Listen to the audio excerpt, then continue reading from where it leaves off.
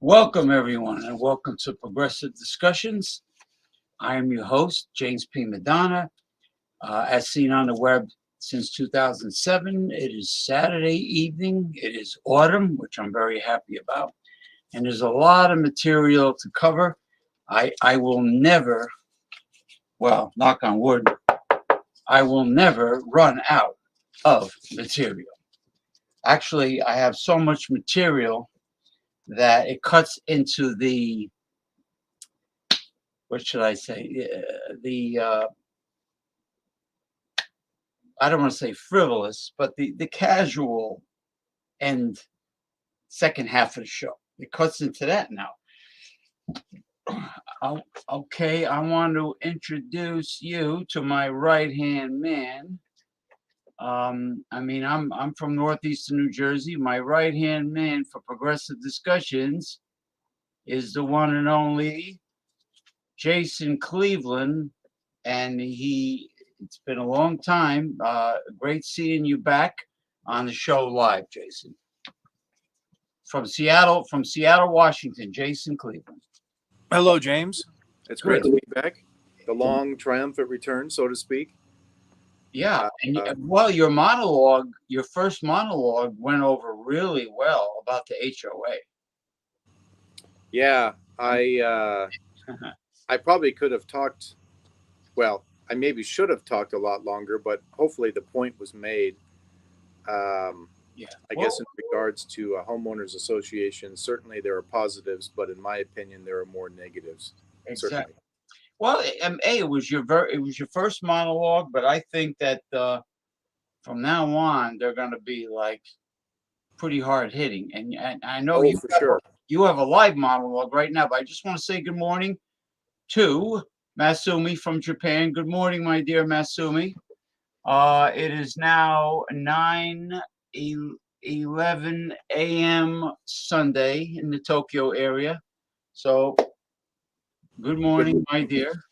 Good morning. Good morning, Masumi. And here is Ronnie S.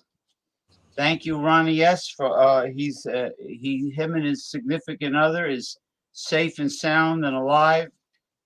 He lives in the Clearwater, Florida area, which is I guess, a suburb of Tampa, and he's okay. He's Hello, okay. Ronnie. Yeah, good. That it's good that he's well. And James, isn't Ronnie from New Jersey also? no, he's from Long Island. Long Island. Okay.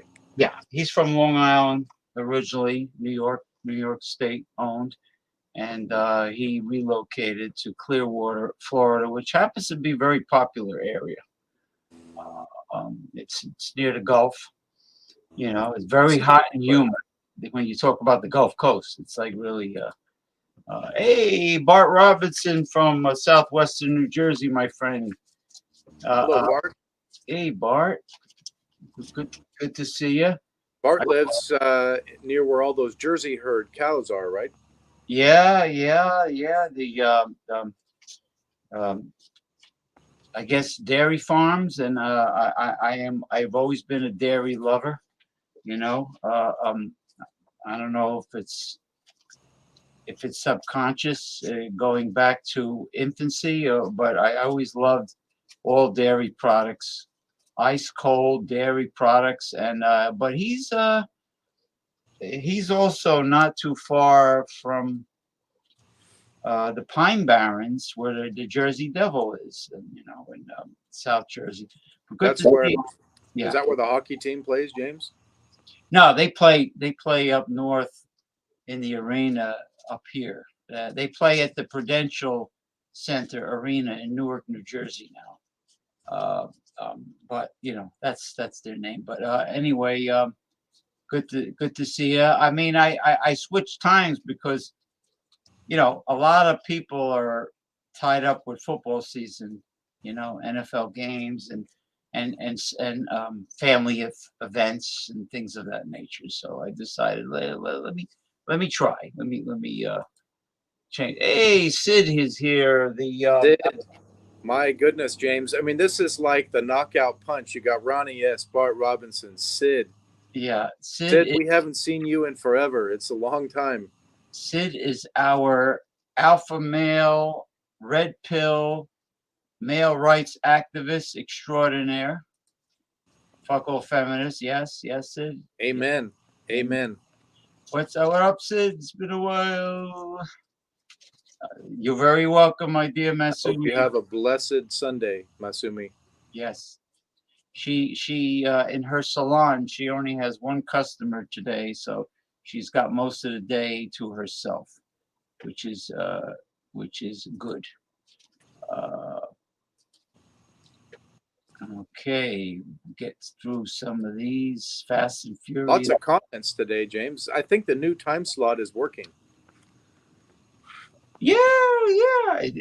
Oh yeah, without a doubt. They're coming in like a meteor shower here. We need to end feminism ASAP. You're damn right. Watching the Mets game right now. Let's go. Hey, Jason.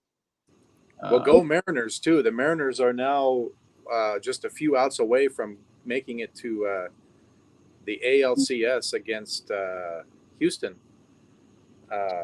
Houston. We're playing Toronto Blue Jays right now. So Houston. Well, now who's the wild card in the American League? Because I was never a National League fan. I always liked the American League. Who's the wild card? So the two best teams that did not have to play a wild card game are the Yankees and the Astros. So they did not have to play any wild card games. The wild card teams are the Tampa Bay Rays, the Cleveland Guardians, the Seattle. and the Toronto Blue Jays. Well, they're really the Indians. In fact, back to what Sid was talking about, feminism. You could lump in, and the Indians did win today. You could lump in cancel culture, James. A few people had their noses turned up at them a couple years ago, and now you don't have Aunt Jemima on a pancake, and You don't have Uncle Ben on Uncle Ben's rice. I hear. What about the cream of wheat guy? He must have got taken off the cream box. of wheat. You had the Indian image or Native American image on the Land O'Lakes butter. Right. The young squaw. Right. The young woman, attractive cartoon, not a cartoon, attractive drawing.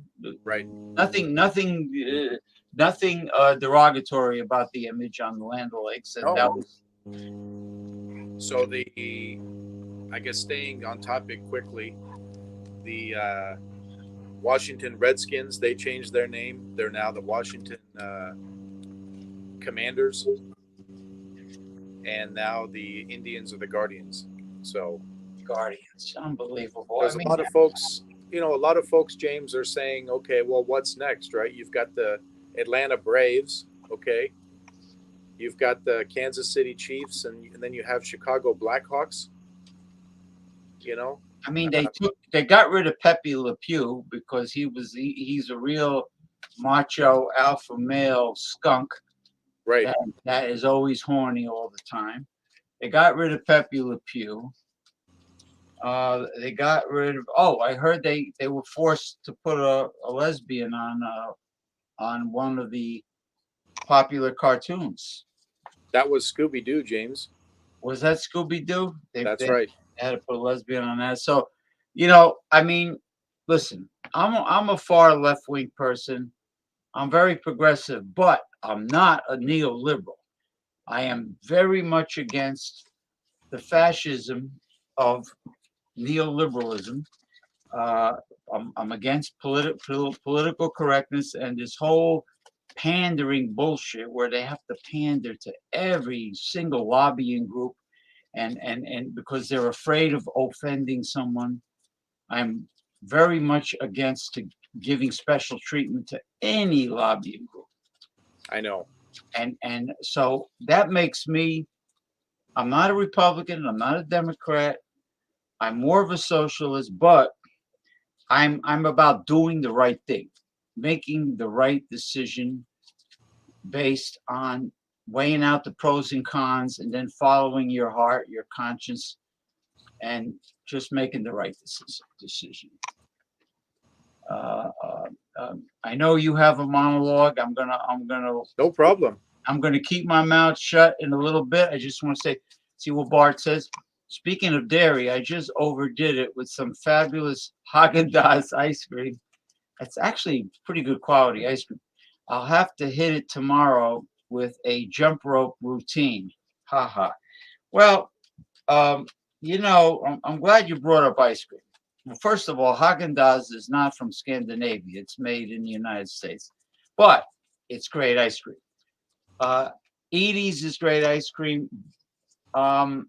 Ben and Jerry's is too sweet for me. Too many cookie crumbles and toffees. I don't like sweet. I don't like anything too sweet. But I will say this: I read an article, and I read it on one of my shows on Sunday, and it showed all of the toxic,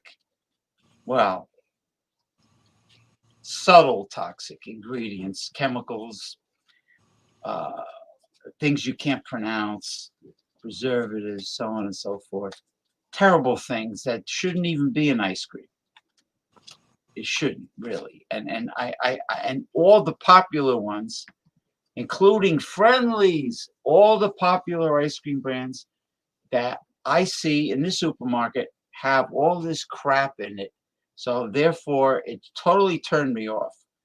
And it's sad. Unless I find one that's real, natural, pure ice cream with no chemicals, no preservatives, none of that, then I'll eat it. But otherwise, I will boycott it. Okay, go ahead, Jason? No, James, what I was going to say is maybe an idea for a future segment on your show is, and I was thinking about this, more of like a what are we eating, right? Kind of like what you said, right? Just maybe take like a box of rice-a-roni as an example. Or take a box of cereal and start reading the ingredients here, and then maybe you just start dissecting and saying, what really are we eating, right?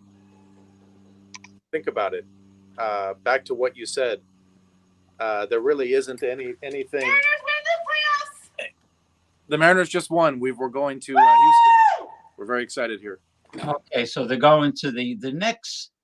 They're going to the next stage of the play. But yeah, anyway, might be interesting just to read an ingredient label from consumer products and just see what really we're eating. But I see Sid's got some comments here. Yeah, P. Diddy is he's kind of so in other words, he's a corporate sellout. He's a sycophant. Well, my issue with that guy is he was Puff Daddy. I mean, how many names has he had, right? Paranoid, delusional. Yeah, J-Lo was with him because he benefited her career, her pop song singing career, and where she had some songs and not my type of music, but she had some songs, and she's a great choreographer because that's what she originally was, and Puff Daddy, she got involved with him. Puff Daddy probably thought that she was really into him, but she was into probably what he can do for her. Like so special. And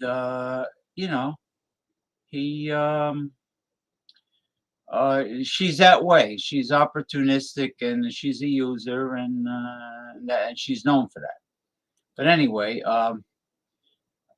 Puff Daddy paid the South Side, you mean Crips, to kill Tupac and Suge Knight, and to kill Biggie in retaliation with his Bloods. Ugh. So they're all deeply involved in organized crime.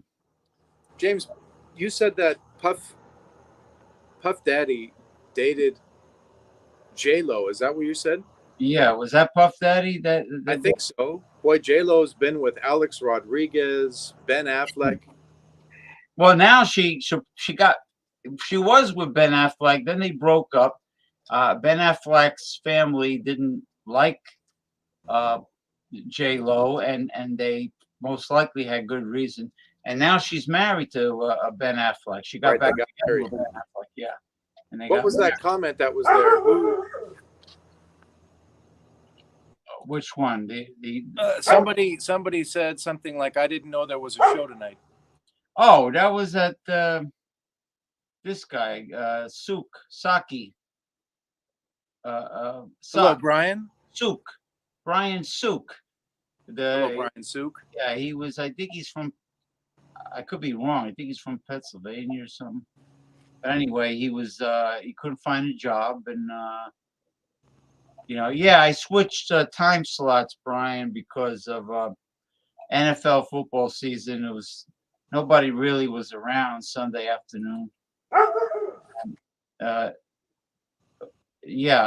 J-Lo goes with who will benefit J-Lo career-wise.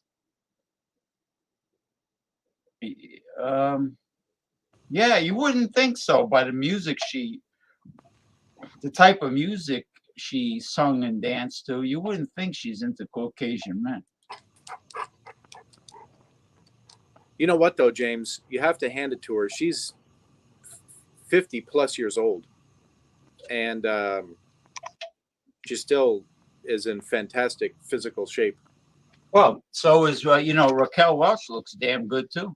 I know, and Jane Fonda. Jane Fonda, well, like my sister says, these people can afford plastic surgery, and the Botox injections, and they can go to 5-star resorts anytime they want and just relax and get a lot of rest and stuff. Yeah, they got the good life, So it's easy to slow down the aging process when you're rich. You don't have to be famous to live good, but if you're rich, you can slow down the aging process. You're absolutely correct, James. Stress is. Oh, Daryl Messias. Daryl Messias from Northern California. Hi, Daryl. I know, Daryl, you caught when I was the last time I was on Saturday. You caught the tail end of the show. I know that. When Friday movie night fails because of passing out. Mike, it was good to see you on live stream last night. Great conversation. Hopefully you can join Progressive Discussions. Yeah, I'll be on. I think. Mike did a live stream on YouTube concerning the rich. He was discussing the personality and the personality defects of the rich, pretty much. Oh, Buffalo, New York. Okay, sorry about that. Buffalo. They get a lot of snow in Buffalo. Yeah, they're on Lake Erie, I think, right? Like, I think Buffalo's on Lake Erie. Cleveland is on Lake Erie, and Detroit, I think, is on the connection between Lake Erie and I think Lake Huron. Where's Lake Michigan? Lake Michigan is on the other side of the state of Michigan. Where Lake Michigan has Chicago, Milwaukee, and Green Bay. Those are the 3 cities. Oh, I see. Okay. Yeah. Ronnie S. Ronnie S., are you anywhere near your condominium pool tonight? Are you having a Mai Tai by the pool? You having Mai Tai? Do you have like a is there like a tiki bar out there by your Del Boca Vista? No, that was Seinfeld. Yeah, that was Jerry's parents. The pen, it writes upside down. The astronauts use it. Remember that? Oh my goodness. Jack Compass trying to get off Snap. Don't get off Snap, man. Hey, food tastes better when it's free. Stick to that Snap. What is Snap? Food stamps. Oh, okay. Good cheap work boots. Go to that's a good question. Go on Amazon. James, have you heard of a company called Red Wing? Yeah. Red Wing sell fantastic work boots. I don't know how inexpensive they are, but yeah, Timberland.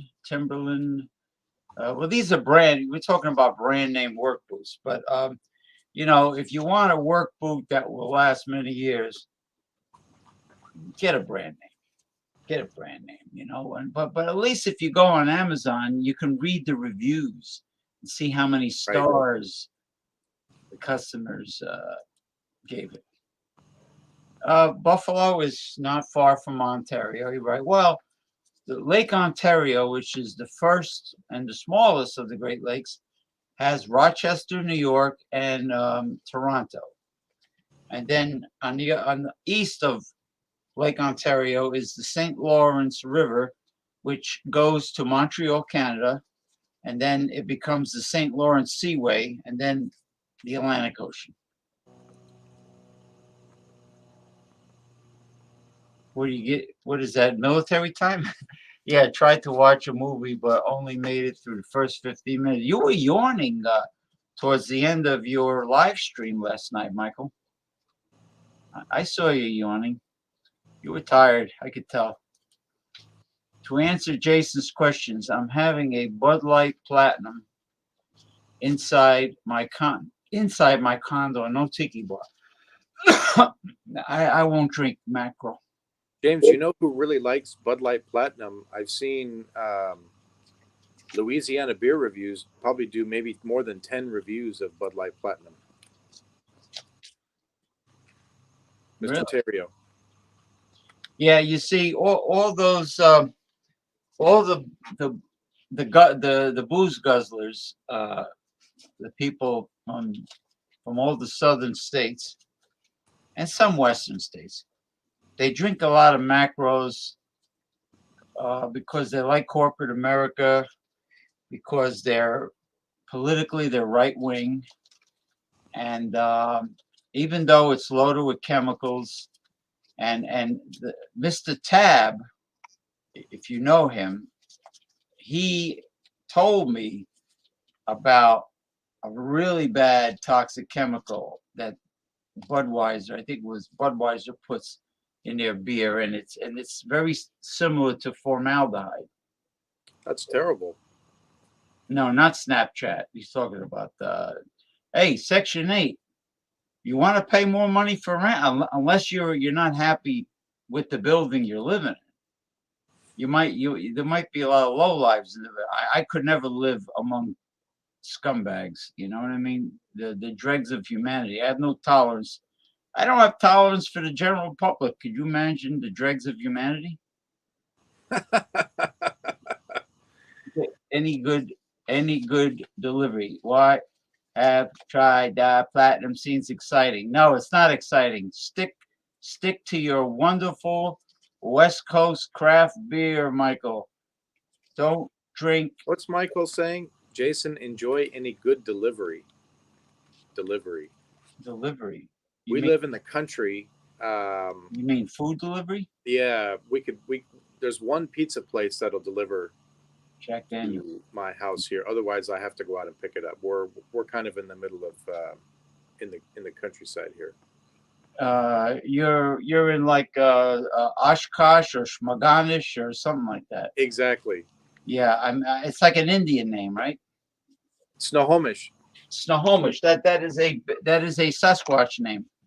Snohomish means pale face, move into our land. We wish he go. That is hilarious. Celebrity bell. I like what Sid is saying here, though. If you go back to that previous comment, James, the mayor of New York, Mr. Eric Adams, has officially declared a state of emergency in the city of New York because they say that they cannot handle any more migrants coming into their area. It's costing them billions of dollars. They're running out of money. Well, you know how that right wing lunatic scumbag from Texas. Hey, Abbott, Governor Abbott, and the bloated toad from Florida, DeSantis. They're in trouble because what they did is not legal. Just sending, instead of processing the immigrants that were possibly applying for political asylum, they just sent them to Nantucket, and now they think they're going to pull that crap on New York State. The mayor, the governor of New York, she's a tough cookie. Hochul, right? She's from Buffalo originally. She won't tolerate any crap from. I think Ronnie S. made a comment a while ago that they're renaming a bridge after Hochul. They're naming Mario Cuomo Bridge something Catherine Hochul Bridge or something. He might have to educate us on that one. Yeah. First of all, her last name is weird. It's I wouldn't name anything after her. Brian, you go and report that to the Postmaster General because that's a federal offense. Tampering with the U.S. mail. That's terrible. You report that. You report that. I'd stick a 12-gauge shotgun in a person's mouth and blow their brains out. I seriously. I don't like. I think lowlives should be nerve gassed. Well, the problem is, James, is that these people probably grew up with no one ever telling them no, right? They didn't have authority in their life. So then when they become adults, they think they can steal people's packages, break in and do things. And there just needs to be more law and order, right?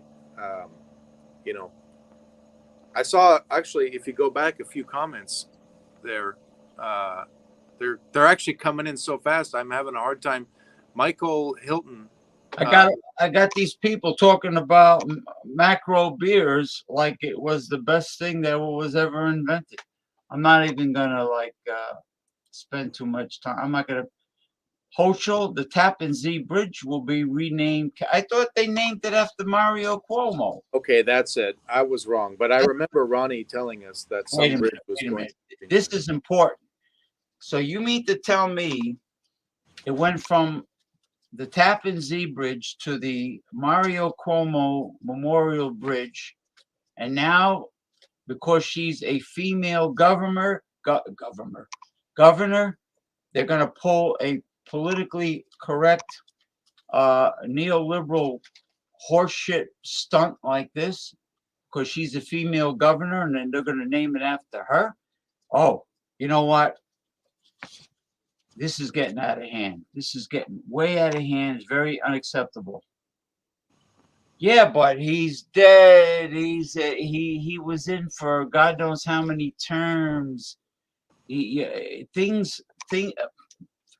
Buildings and parks and bridges, they're named after people that did a lot of good and significant people of significance, right? People that are significant, not somebody who happens to be the governor now. Okay, she couldn't make a pimple on Mario Cuomo's ass.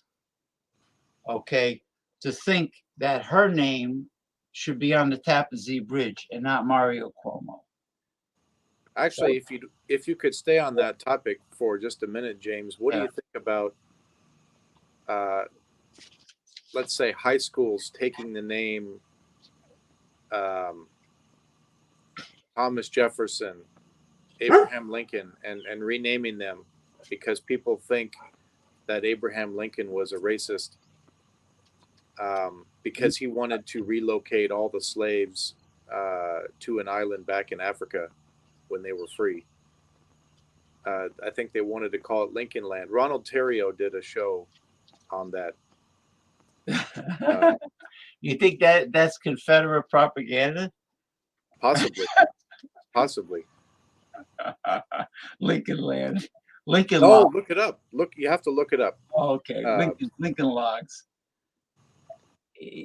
Ronnie, let me, they name structures, like I said before, people of significance that made their mark in society, that have the credentials, that have usually either retired or most likely passed on. They name them as a memorial to their legacy, to the history of what they've done. They don't you don't keep renaming buildings and parks and bridges and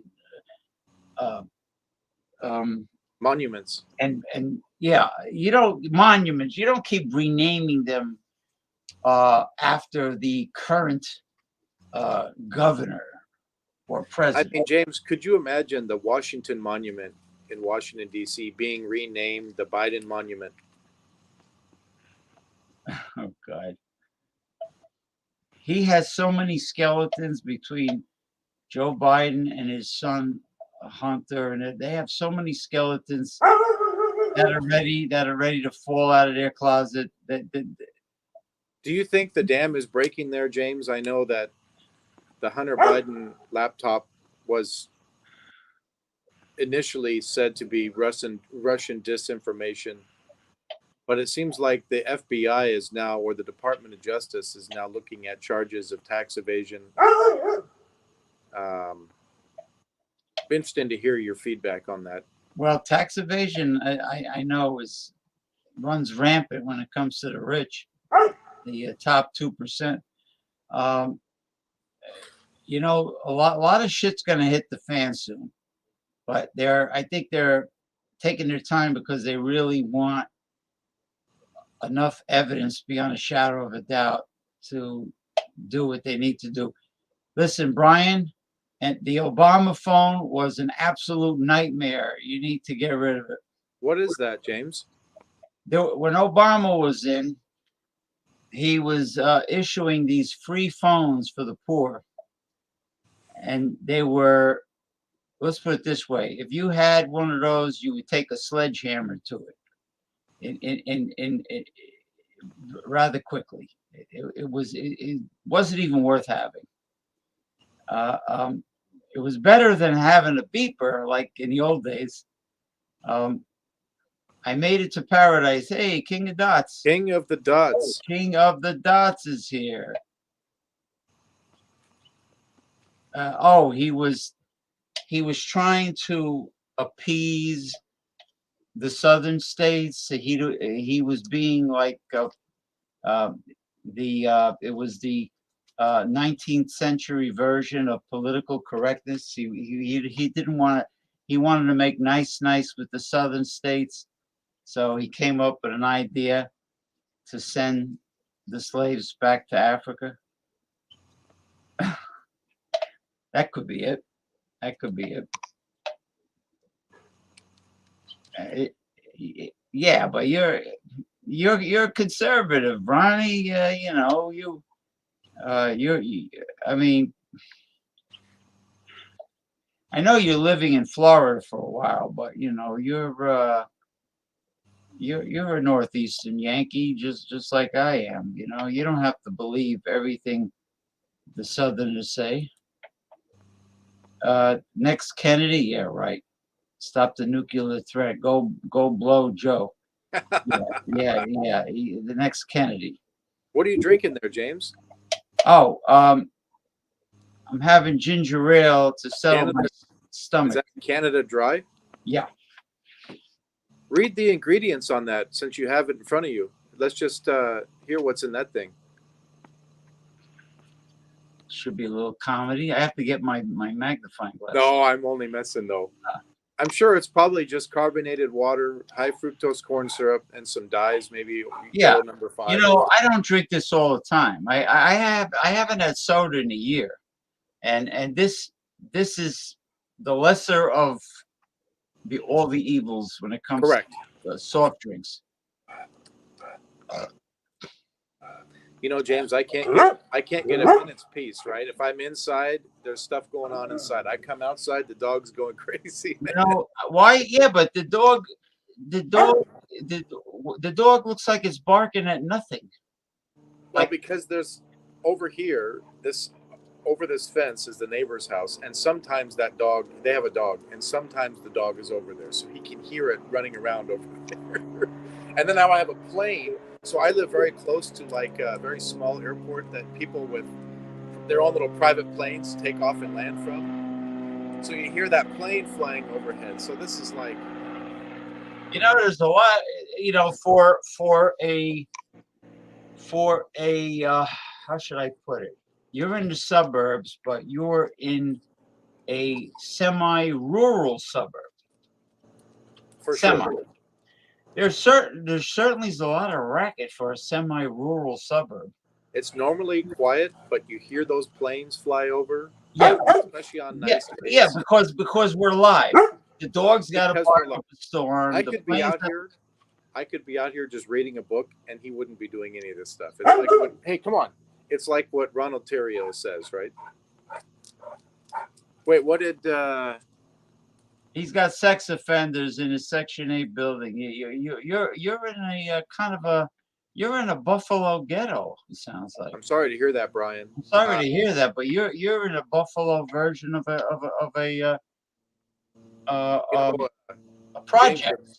If Brian wanted to come on, we'd love to hear his story. This is terrible. What's happening? It's horrible. You know, I have a website, Brian. Government website that lists every single Section 8 apartment building in the United States, every state, everywhere. What is there an airport near you? I hear like Yeah, so probably 3-ish miles away, it's called Harvey Field. It's what I would call like a hobby airport. So it's these small little Cessna airplanes. So imagine if you had some money and you owned your own airplane and it was a hobby. That's pretty much all these guys do. It's a hobby. So they basically go there, they take off, they fly around, they land. But I'm right in the flight pattern, and it just, yeah, it is what it is. It sucks. But it's kind of nice too. I like the sound of those engines. It's kind of soothing. Yeah. What did Bart Robinson say? Well, I didn't know Bart Robinson's part of New Jersey had high taxes. That's pretty bad. What about instead of Florida? What about a nice dry heat like Tucson, Arizona? Excuse me, or New Mexico, or do you know that a lot of those homes in the residential section of Las Vegas are discounted? They're foreclosed because they were owned by casino employees, resort employees that were laid off, and they're discounted and they're boarded up, and you can get a bargain. Absolutely. You know, James, I know a lot of people that have relocated to Las Vegas for that very reason. The weather now, okay, granted, for maybe 3 months of the year, roughly, the heat is unbearable, right? But you have no threat. There we go. Hello, Ronnie. What's up? Hey, Ronnie. Good Ronnie, to see you. Good evening. from What's Clearwater, up, Florida. James? What's up, Jason? Good to see you. Hello. It's been a long time. I'm coming in good. You can hear me? Yeah, perfectly. Yeah, Perfect. it sounds Good. great. The only thing is that lamp It's is actually a fish tank. the fish tank. Yeah, Yeah. isn't it amazing how much glare it puts out? It's like There is quite a glare. what kind of light Yeah, do I you can have probably on? work on that. Give me a sec. Yeah, but what kind of light do you have on? You're gonna have algae problems. I think it's just a regular light. You know what I have to do, James? If I'm gonna try to do more of these. By the way, I need to get some of those little earbud Bluetooth, because I don't know how my audio, and I could just quickly mute it if I hear a plane flying over, right?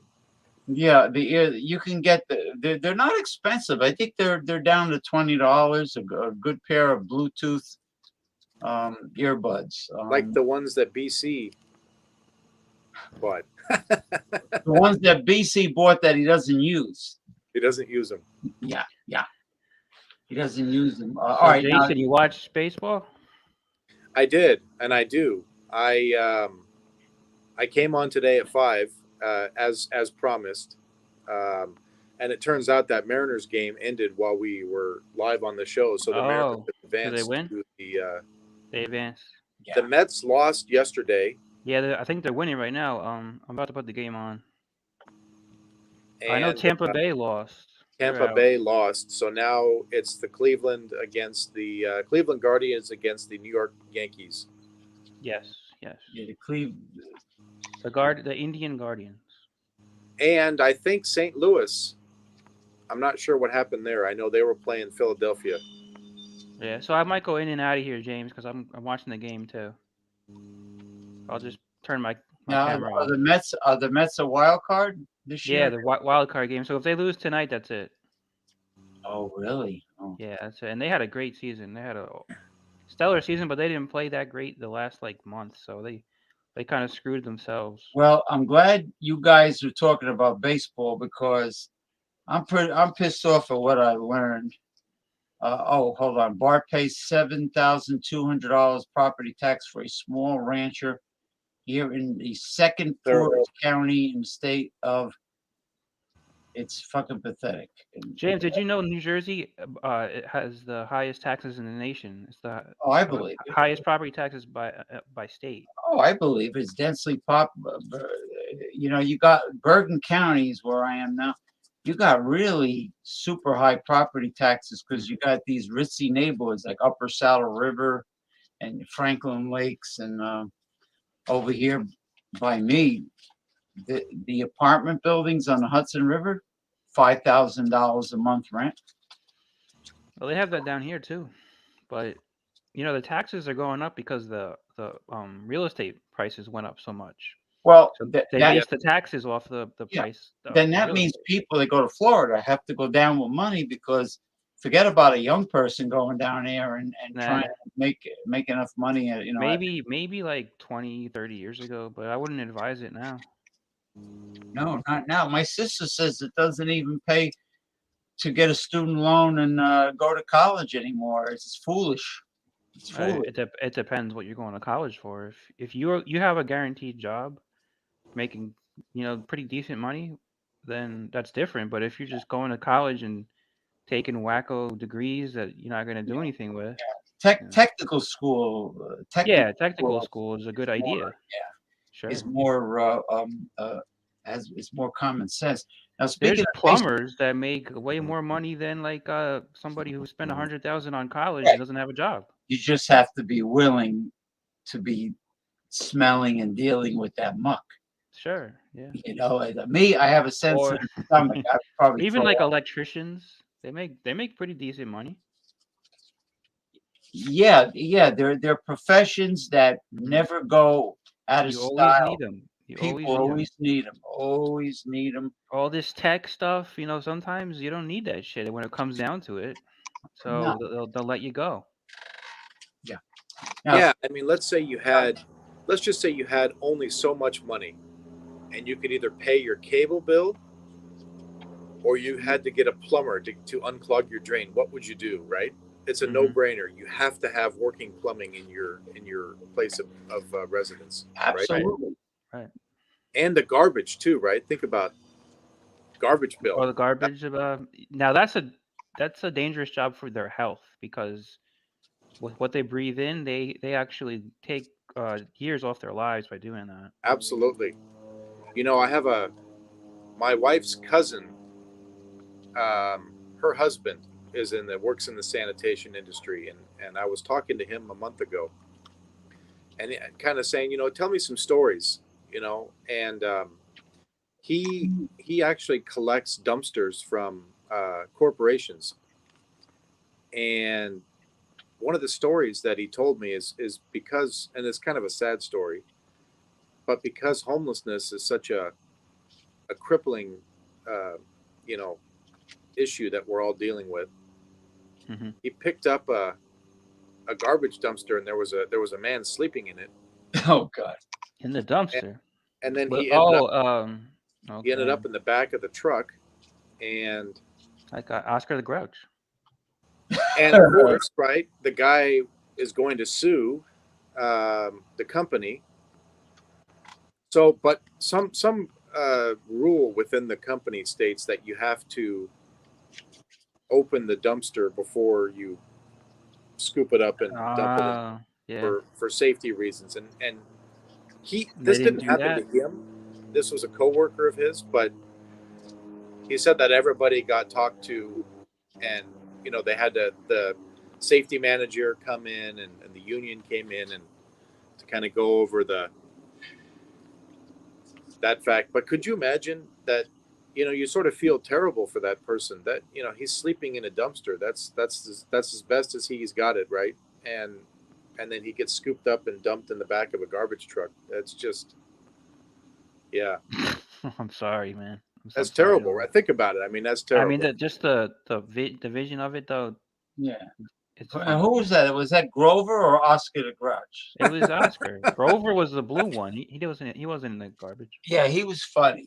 Grover had like spindly, skinny arms. And Hey James, I haven't been on this in a while. How do I make the StreamYard full screen? Because I have like the chat over here, and there's a lot of stuff on the bottom. I how can do make you- I can make like my screen where I'm talking to you two guys full screen, right? No, only I can do that. No, I'm not saying like that. I'm saying like where I can still see you both, but I don't have to see all the StreamYard stuff on the side, like the That's comments. only if you are the host. You have access to those. Oh, you mean like something like? Hold on. Like that? Something like that. Yeah. No, you're not understanding. It's my private view on my computer. Right? I was wondering if I could take that square where the three of us are and make that full screen on my computer. Well, take your cursor and see if there's any drop down. Okay. Any drop down menus around I thought video. I thought I had done this before when I used to join. Yeah, look in the upper right hand corner and see if there's a vertical dots, like 3 or 4 vertical dots, or that's a drop It's down. okay. Don't worry about it, James. I thought it Yes, was like fine. a simple thing. Well, King of Dots is right. Vegas is running out of water, and why they kept building so many resorts? Well, they got greedy, I guess. And but what happened in Las Vegas is that lawns are not legal to have anymore. Everyone has to get rid of their lawns. No more irrigation of lawns and landscaping, which is really a blessing because it's better to have those decorative multicolored pebbles and just plant cacti and succulents and date palms or something. Now you don't have any grass to cut. That's a pleasure, but still, the water is very limited. All right, now, Jason, your monologue. Yes. I'm gonna shut my mouth and have you do your monologue. No, I was just. I think it's probably a good time, and you don't have to make me full screen. Why not? Although that looks okay. You're the star. So I think it's probably a good time to just talk about drinking in general and alcohol and how it's just a major part of adult life. You know, I guess first and It's kind of foremost, like passing from adolescence into adulthood. exactly.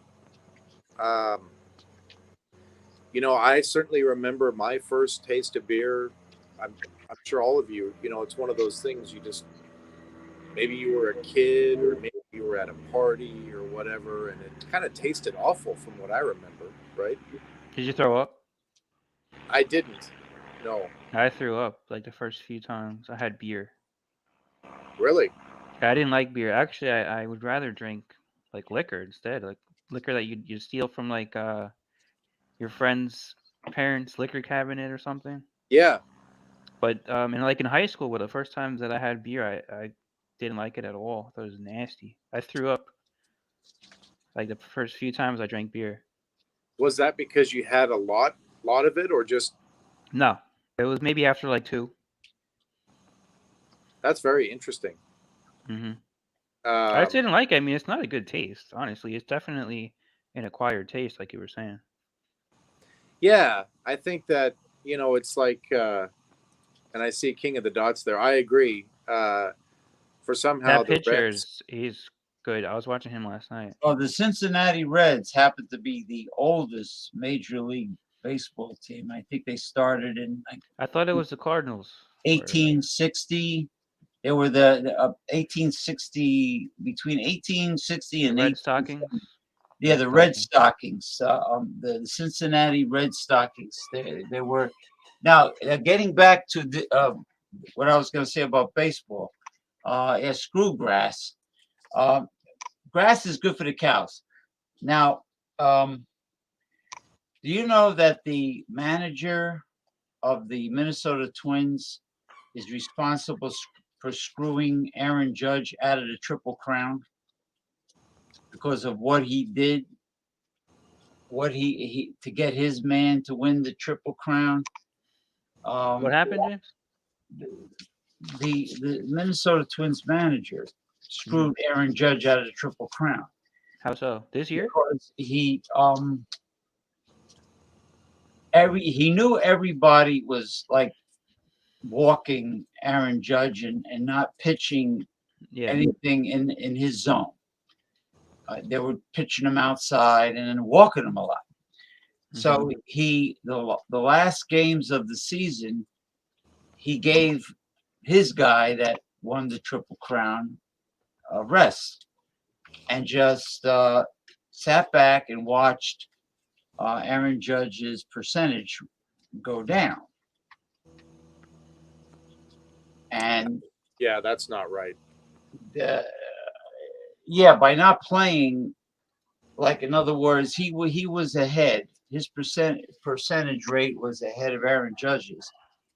So by benching him, he kept his percentage rate as is, while all the other teams were not giving Aaron Judge the pitches he needed to hit.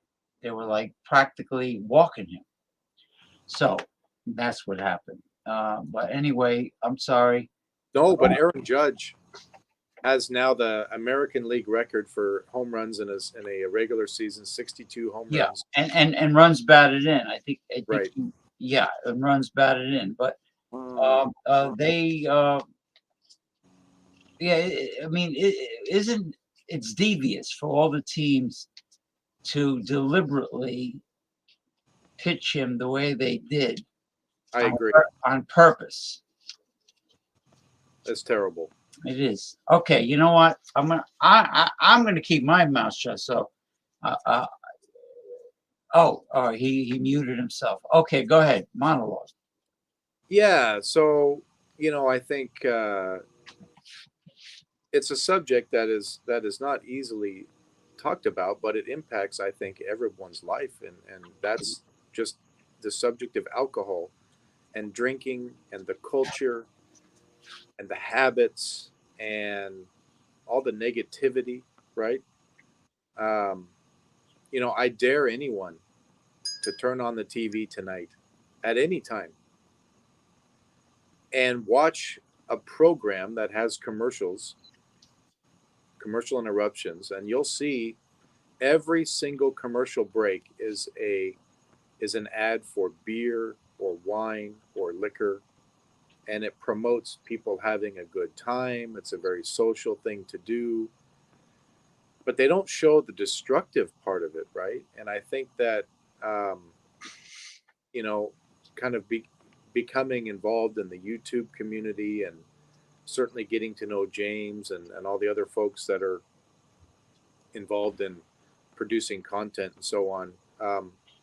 It's a very can be a very dangerous and a downward spiral effect, right? Because one drink promotes the second drink and the third drink and the fourth drink and so on, and it's just become such a pattern and a habit for people, and they really just don't know when to stop. I know in my family several people that have been to rehab successfully and several people that have gone unsuccessfully, right?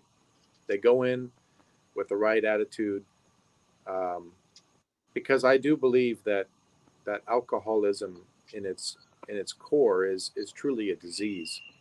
I do feel, and I think experts have agreed, that it is something that you're born with, and to not everyone that drinks is an alcoholic, but similarly, it's that first drink or second drink when you're young and you're trying to impress that girl, or you're at a party, or you're just experimenting.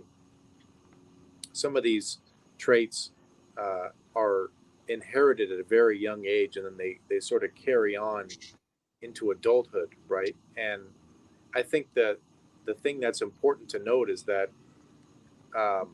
no one can escape the destruction that alcohol will bring unless you can get it under control. Um, there's a lot of destructive drinking out there.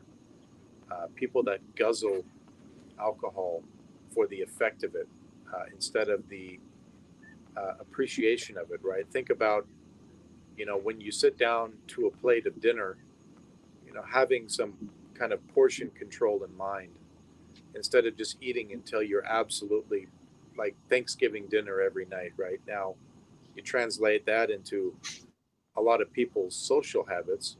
They just drink to excess every single night, starting very early in the morning, too.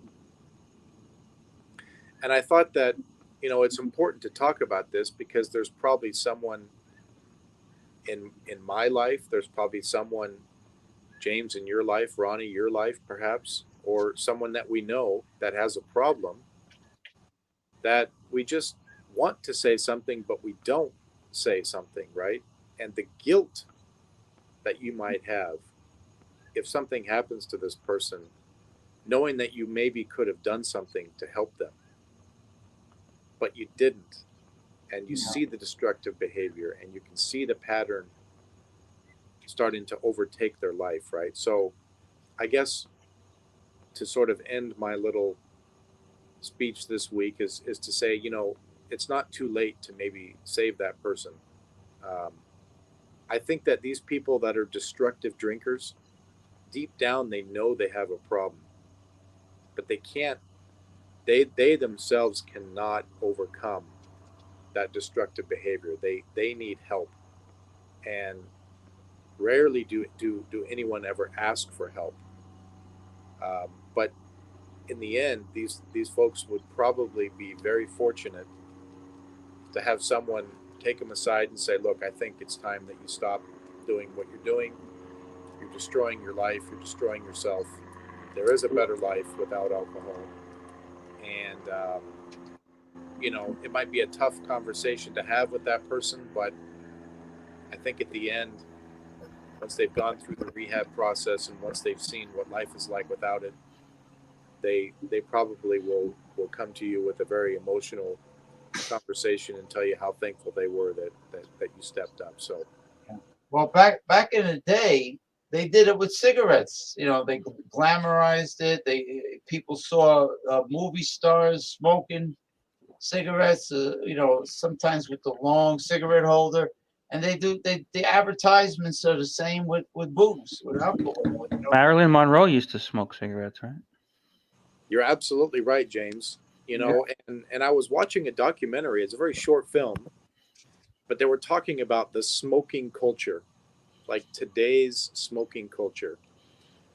Today's Um, it's basically vaping, I would say. exactly, you're absolutely correct. Okay, so it used to be people would smoke, and that Yeah. would be cool and stuff. Now, young kids, somehow are getting addicted to Juul and all these other chemicals, and the long-term nature and effect and impact of these things are not really known, right? And So honestly, the cigarettes might be a better option than the vaping long term, correct, correct, especially for kids, these like teenagers. exactly. So I know that they've talked about, certainly in the state of Washington here where I am, they increased the age. So you used to be able to, up until very recently, you could buy cigarettes and other tobacco products at 18. Now they raised that age to 21. Yeah, they did that in New York too. This is cute. This is funny. What King of Dots just said about about. Oh man. Diversity, even during a drought. Multicolored pebbles.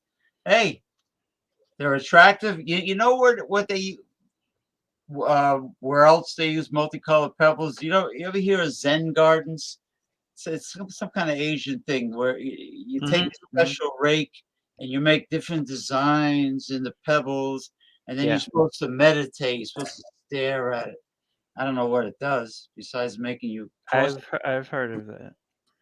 James, are you talking about like fruity pebbles? No, remember when I was talking about the drought, grass being Oh yes, yes. yeah, in Las Vegas, the grass is not allowed anymore because everybody is wasting a lot of water irrigating their lawns, being that it's a bone dry desert. It's part of the Mojave. So they can't have lawns anymore to waste water on. So I said, well, it's a blessing. Get the multicolored pebbles and plant cacti, succulents, and There's a they, lot of houses in Florida that don't have lawns. They do the same thing. Not because they yeah. can't have it, but it's just hard to maintain Well, with the sun. the grass in Florida, where there is grass, is different. It's like this thick, sharp. It's thick. Actually, I think you call it crabgrass up It's like in. it's That's how I sharp. knew of it. Yeah, it's very sharp. Yeah, Like you step on it barefoot and it'll hurt your feet. yeah, it's bristly. It's like It's stronger. It's it's strong, stronger. right? And, Yeah, and because it has to be to because Yeah, those it's grass in blades are very thick. yeah. sawgrass.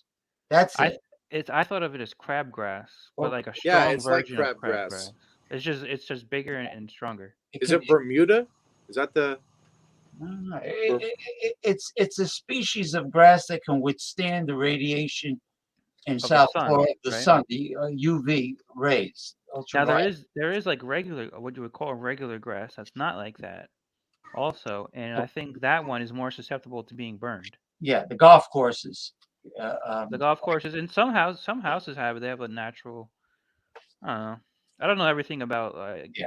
that Well, stuff, so when I you're just dealing with Florida, you're dealing with heavy rainfall every year, every summer, precipitation every summer. and humidity. So there's, it's easier for Trump to maintain his. He has a golf course at Mar-a-Lago, right? Probably, I'm sure he does. Yeah, Yeah. yeah. Country club. Um, that's where all the elitists hang out at the country club. Now, are these still allowed there? Is it back open after the raid, or is he keeping it I low key? don't know. I, I'm a little puzzled why Ivana Trump is buried at his New Jersey country club James, because I'll be right back. what if okay, what if he decides he needs to sell it? I think it's Bedminster or something like that I don't know. in Western New Jersey. What if he needs to sell it? So what is he going to do? Dig up Ivana and put her somewhere else? I Maybe mean, he doesn't plan to sell it. well, his lawyers said that he's in real hot water financially. I mean, We'll see. we'll see. We shall see. But anyway, let me What were we talking about before? talking about alcoholism. Yeah, what was that about? Were you trying to make Well, he some was talking conclusion about with that? if you have a friend or a relative that is an alcoholic, and Hmm. it's better to have the intervention. And even though they will get upset, Hmm. then for something to happen to them, and then it's too late. That's what he was trying to say. So is this for any particular person, or is you just talking in general? Well, I know. Um, I have a family member who has to take medication Hmm. because of alcoholism, and there are there's one or two people maybe that we know of that has a drinking problem. I don't like to mention names because I don't want to. No, no. No, I don't want to embarrass anybody. Sure, sure. Yeah. Where's this? James, have you been watching any wrestling? Well, yeah. Current wrestling? Yes, I have been watching wrestling, and sometimes I really pay attention to it, depending on the match, and sometimes it's just background noise to me. I I was watching some AEW show last night. They have a show at 10 o'clock on Fridays. yeah, Rampage. They were on for 2 hours. Yeah, they have like I guess the 10 to 11, and then there was a bonus show. It was kind of like a free pay-per-view, I guess. It was an hour long though, Well, but I didn't watch that. I was just see, watching the first well, one. the problem is that It the guy, honestly didn't catch my attention that much, but I was kind of tired anyway. well, Tony Khan, whose father owns the Jacksonville Jaguars, Yeah, he, I think he's treating AEW like it was a video game for his amusement because it's silly, right? There's a he lot of doesn't, silly shit yeah, in it. he doesn't have any pro wrestling background, and what he's doing is he has too many belts. He has Mm, he's yeah, tons of title and belts. it's hard to understand what all of them mean. Like, what's the importance of it, or where does it stand? On the totem pole. I Yeah, don't know. What's the trios championship? that's when I contacted my friend Anthony Laura, who's watching. I says, Anthony, what the hell is this trios championship? Oh, Is so it? you were wondering the same exact thing as me. Yeah, it's a 6-man tag team. Now they have Like a trio. belts. Trios means three, like Three. a three. So that's Yeah. three against three. So what does that mean? They have 3 belts. They go. That was kind of like a thing in Mexico, I know, where they do that. And Oh, in the Mexican pro wrestling. So I guess if you're like one of like the hardcore fans that are into following everything, like I think a lot of the AEW fans are like that. So they probably know about the like Mexican wrestling federations. oh, I didn't know that the Lucha Libre had a trio. I believe they do, yeah. Yeah. I've heard that Because term yeah, before. because Tony Khan, it's like it waters down Oh, the Extreme Rules on value now? of the belts. I mean, everybody can't have belts. I mean, he's got so many damn belts. The Ring of Honor World Well, Champion, AEW. that was a thing with Russo, right? Where he wanted, when he was writing wrestling, he wanted everybody to be important, so he made more and more belts. Like that's when the European Championship came out. Yeah, now there's a North American championship with an NXT. I mean, see, this is the problem. When you Now, honor, is this true what he's saying right here? That's interesting. I yeah, didn't know that. it is on now pay-per-view. Yes, he's right. See, I really haven't. I haven't been following WWE really at all. Not Yeah, at all. I mean, I know Vince McMahon not was. everybody can be honored and revered. It has to be in order for the winner, in order for the person whose cream rises to the top, you have to have losers. I mean, if you Mhm. don't have, Well, look at WCW, right? it's like let's say Little League Baseball, and the father who gets involved with everything, and he's yelling at the coach, and he's saying, "How come my son's on the bench?" Well, the coach doesn't come out and tell the truth. Say, well, your son is really not good. Hmm. He And the really point is, you're trying to win the game, right. right? That's the whole point of being there. Right. Now there has to be failures. Otherwise, the person that's on top doesn't have the same If the value. player is not good enough, well, I don't know. Maybe in like little league, you don't have to try out to be on the team, right? So, I mean, like, you can't be too hard on them. it's like the ridiculous participation trophies. That's what they give them, right? It's like, yeah, like, oh, you're all winners. Like on Yeah. Seinfeld, the woman goes, "You're all winners." No, you're not all winners. You can't. You can't. It can't. Life doesn't work that way. So, but anyway, we're just talking about pro wrestling. What I'm gonna Actually, James, speaking of pro wrestling, there was a female wrestler that died. She was only 30 years old. recently. Sarah Lee or something, her name. She died yesterday. Oh, I thought that was Sarah Lee from the pound cake from the. Oh, I didn't know. I don't know. That was an actual female wrestler. I thought it was the Sarah Lee that I Yeah, see in the store, she frozen was pound. What'd you only say, 30 James? years old. She says he says some pro wrestler named Sarah Lee, 30-year-old female, died. Well, the mortality rate is sadly. So what's on the card tonight with the Extreme Rules? Do you know? Oh, It's a lot of good matches, man. That's They're cool all- that they've been putting them on Saturday nights instead of Sunday now, right? Well, yeah, you're right about that. I've noticed the past few times that it used to always be Sunday, but I mean Well, Saturday night's cool. Like you can have a couple of beers and watch the pay-per-view. with AEW, Wednesday at 8 p.m. is Dynamite. AEW Dynamite. Mm-hmm.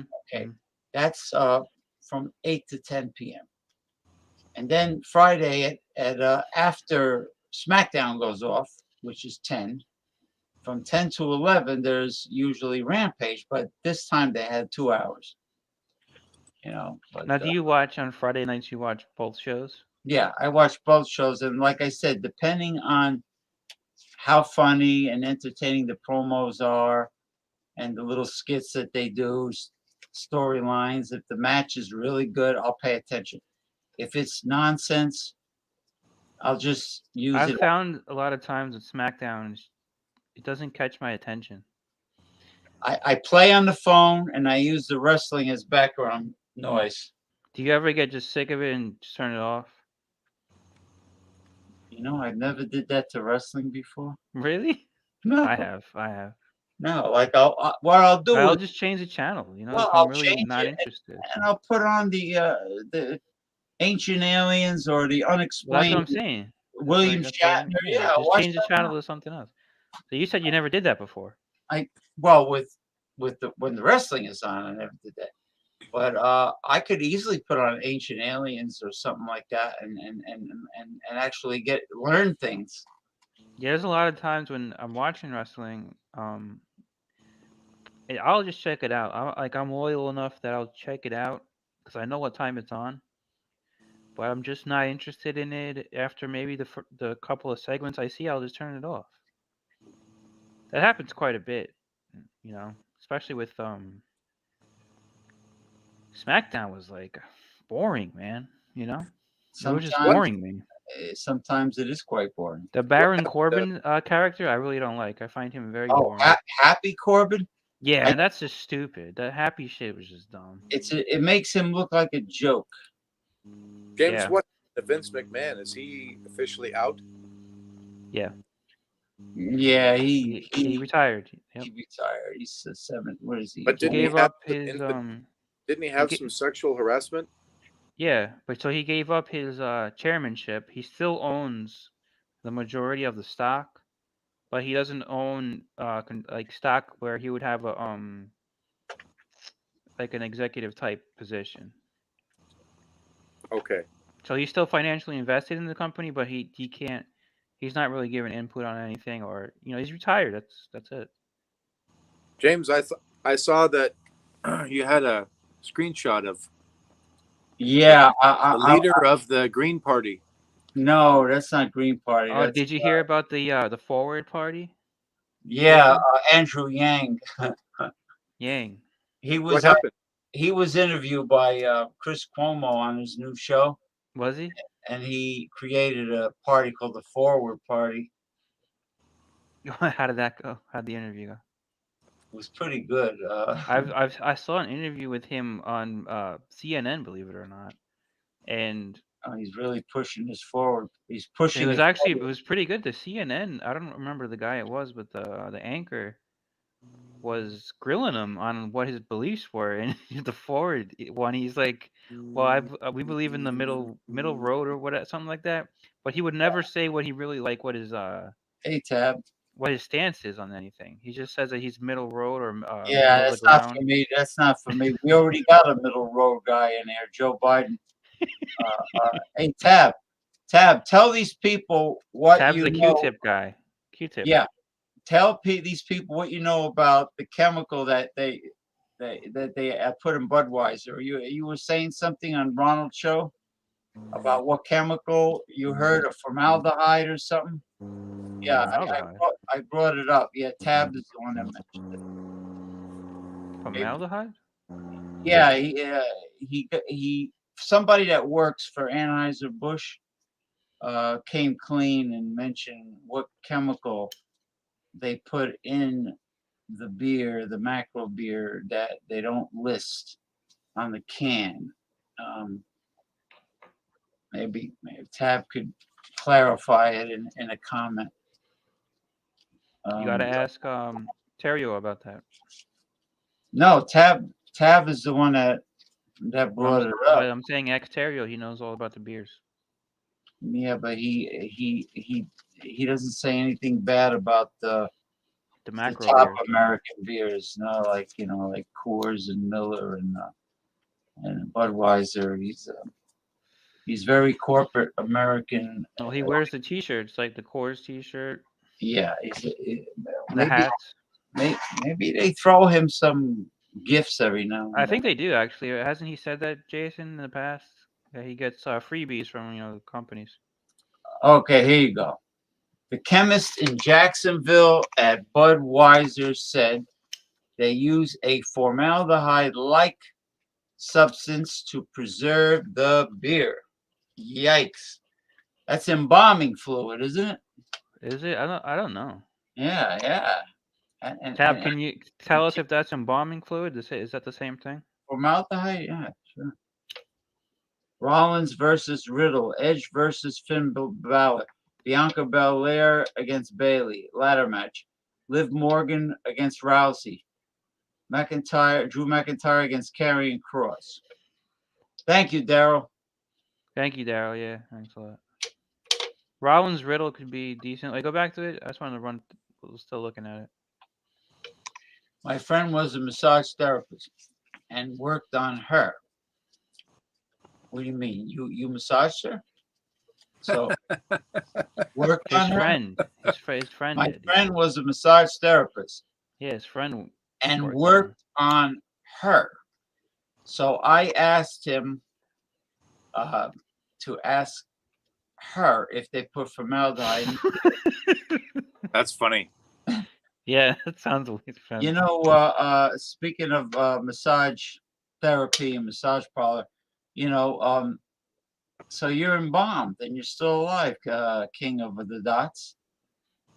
King of the Dots. Yeah. Go back to Daryl Messiah's. I think Ronnie. Yeah, we wanted to see the matches, James. So, yeah, Rollins Riddle would be good. So maybe the formaldehyde went to your balls and your Edge Baylor. Whose balls? Maybe your genitalia is preserved like a cadaver. Whose? You know what's interesting? When I was a kid, sound that. Sorry to cut you off. No, go ahead. I was just gonna say that card. I saw a couple of interesting matches, but it doesn't sound that interesting. Well, wrestling needs a severe transfusion. Like an overhaul, right? They need an overhaul bad. Would you say the whole industry or like just especially WWE? They're writers. Mm-hmm. The writers. Should they bring Russo back? Russo. Vince Russo. I watch Russo's videos. I watch Jim Cornette's, and I watch Dutch Mantel's videos. Those three guys are very. Eric Bischoff. No, Bischoff, man. I saw I watched the documentary about Bischoff. He's Bischoff was a salesman in Minneapolis. He was selling things out of the trunk of his car, and he kept nagging Vern Gagne of the AWA, American Wrestling Association. Yeah. Nagging. He started in Minnesota. Yeah, he wanted to be a pro wrestling announcer. I think did Bischoff start like at one of the last years that AEW was open? Yes, when Gene Okerlund left for Vince. Okay, got 1980s. Gene Okerlund went to the WWE. Eric Bischoff didn't take his Gene's spot. Is that what? Well, on the AWA, he did. Did he really? Yeah, but he kept on bugging the Gagnes. I want to be an announcer. I want to be an announcer. So they made him announcer just to get him off their back. And what happened was, in the future, after the AWA went under, went out of business, petered out. That was like 1990. Yeah. What happened was um, Eric Bischoff was hired by WCW, and Greg Gagne said to him, "Hey, could you hook me up? Could you give me a job with them?" And the son of Vern Gagne, because they worked together, and they gave him his first break into the business. They gave Eric Bischoff his first break. So what happened? Eric Bischoff said on the phone, "Yeah, I'll hook you up. Fly into Atlanta, and we'll meet up, and I'll introduce you to whoever." At that time, Ted Turner was the owner. And Yeah. before he Yeah. before he sold to Time Warner, who totally screwed up WCW. Yeah, it became AOL Time Warner, and yep, So I think that was 2000. he was full of shit. He never did anything for Greg Gagne at all. And meanwhile, the Gagnes are the ones that got Eric Bischoff involved. But there's a lot of shoot interviews and videos on YouTube. Everybody's a know-it-all. What's this going on? Cheap beer eats holes in your brain.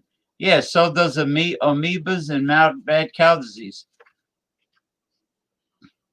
Cheap brains eat jokes in my beer supply. Hey, where's Sid? I kind of missed I missed those comments from Sid. Well, Sid is like a hit and run. Sid comes in like a bull in a china cabinet, and he makes a whole bunch of comments, and then he vanishes. I think Sid said Joe Biden is a feminist. Yeah, he is a neoliberal. James, do you think that he will run in 2024? Who, Biden? Yeah. No, he might be. We all might be dead by then. We could be That's going true. to nuclear war tomorrow. So I guess if he doesn't run, then who's the front runner, James? I don't know, man. Murphy? Murphy. Murphy. I think. Drop kick Murphy. I think. Moify. I think that. Now, what's his the Newsom is. Well, I don't think Kamala Kamala Harris. Right? Kamala Harris is not qualified to be president of the United States. I'm sorry. Newsom from California is getting a big spotlight. Newsom, well, he's got the look, nice hair. He's Nancy Pelosi's nephew, right? Is he really? I believe so. Yeah, Nancy Pelosi is originally from the Italian section of Baltimore, the Inner Harbor, where the Italian. Her dad was the mayor of San Francisco or something like that. Well, her husband is from San Francisco. I think something with her dad too, though. I think her dad was a politician. Yeah, probably, most likely, and she's an old bag, and she's old. She's really she insisted on being Speaker of the House for the second time. She kept on nagging. Speaking of nagging, she kept on nagging him like she wanted to be Speaker of the House. And she's wacky. She shakes when she talks. Yeah, she's like almost like a Parkinson's. For some reason, wanted to go to fly to Taiwan and provoke World War III. Like, I don't understand what they're doing there. Biden's a feminist when he's taking showers with his daughter. Really? There you go. Yeah, that's a rumor. I don't know if it's substantiated. What the fuck?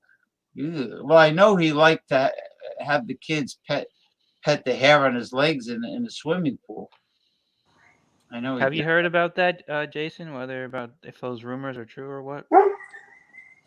That's the thing, but Biden actually said that. He actually did say that when he was in the pool, the kids would reach their hands and rub the hair on his legs. Yeah, it's a real interview. Yeah. He actually did say that. I don't know if it was an interview or whatever, but there's audio of him saying it. And then he also, it's kind of funny because he's nearly the king of one-liners. He also said something to the effect of, something about poor kids are just as what was that phrase? poor I don't want to kids get it wrong. are just as Yeah, poor black kids are saying he made a comment. yeah. But it was funny. It was real funny, but it Or wasn't. black kids are appropriate. just as poor as white kids, or something like I don't that. know. Yeah. Yeah. I Now, don't want to get it wrong. now you see what Tab said. This was my hunch right along about prisons, especially privatized prisons. Yeah, this is free legal slave labor. Yep. Getting And she getting was the top inmates. cop in California, man. She wasn't about what's it called, defunding the police. She is police. She's top police. So look at that. Yeah, getting inmates to work for free. That's legal slave labor. Yeah, So I think they pay him like 25 cents an hour. 25 cents an hour. Yeah. In 2022. well, how old was she? Do you think King of Dots when he showered with her? I think they said like 13. That's way too old. When he used to inhale all these young girls from behind, stick his nose in their scalp. There's lots of videos of that weird shit. Yeah. Hmm. Yeah, he bends down and like to a little like 5-year-old girl and just smells their hair. Yeah, I forgot about that. Yeah, and maybe he was It's trying to fucking weird. maybe he was trying to grind them. No, he just wants to smell the hair. Yeah, but did you see how the media never focused on that? Oh, tell your daughter I got my kazoo. James, she would love here, come here, Jenny. Maybe you could put yourself on a full screen. We could see.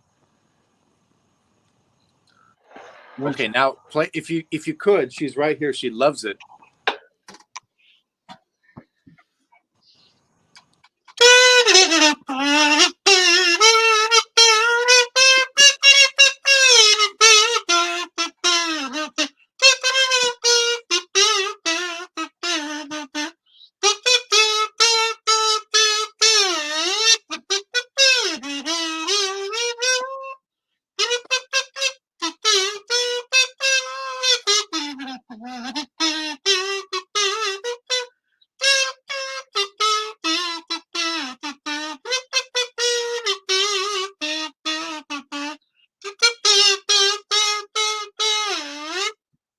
Oh, James, that was fantastic. All right.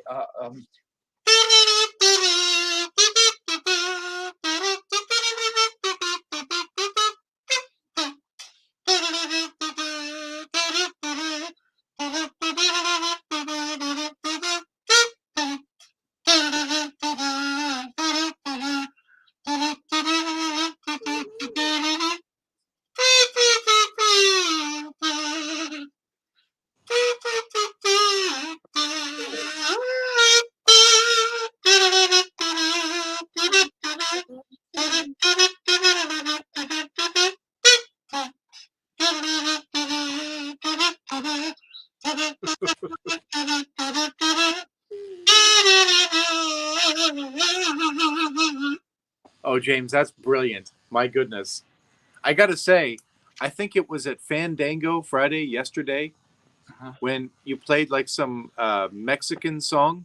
I played Guadalajara, followed by south of the border down Mexico way. Those, I would have to say that those are probably the best you've done.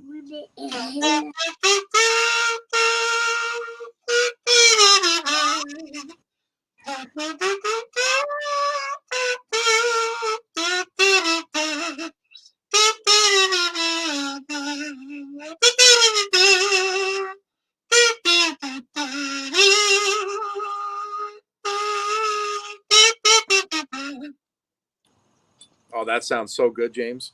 Yeah, because Jean Pierre was talking about his tacos, and then he had Jose Cuervo with him, and you educated them during Fandango. You razzle dazzled them. Yeah, let me play the first. Yeah, I'm brushing the tears. Let Here, me, yeah, let me play the first Jesse. you want to say hi to James? Actually, Oh, James, yeah, if say you hi.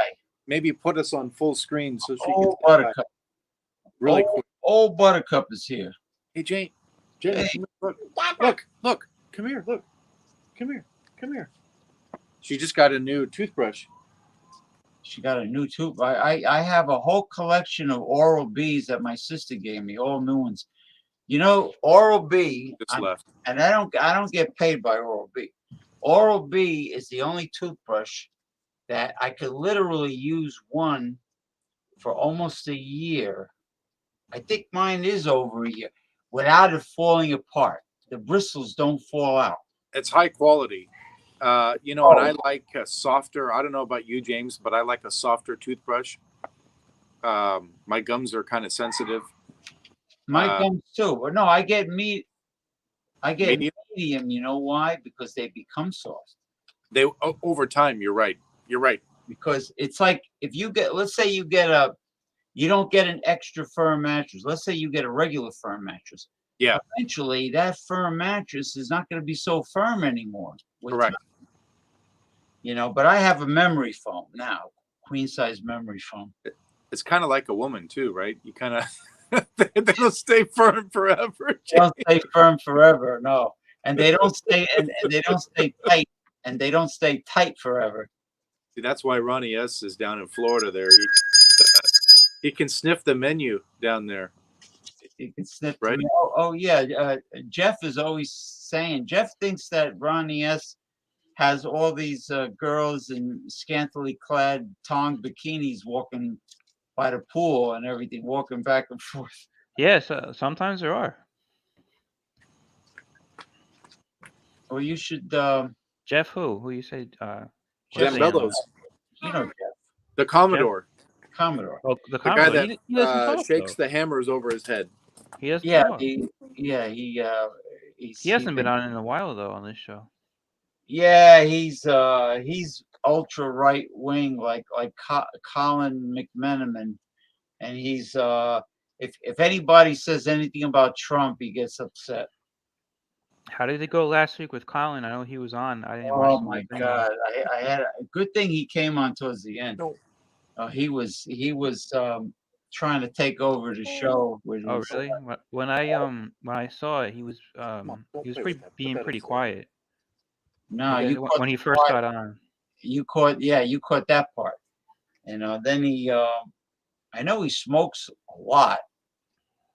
Cigarettes?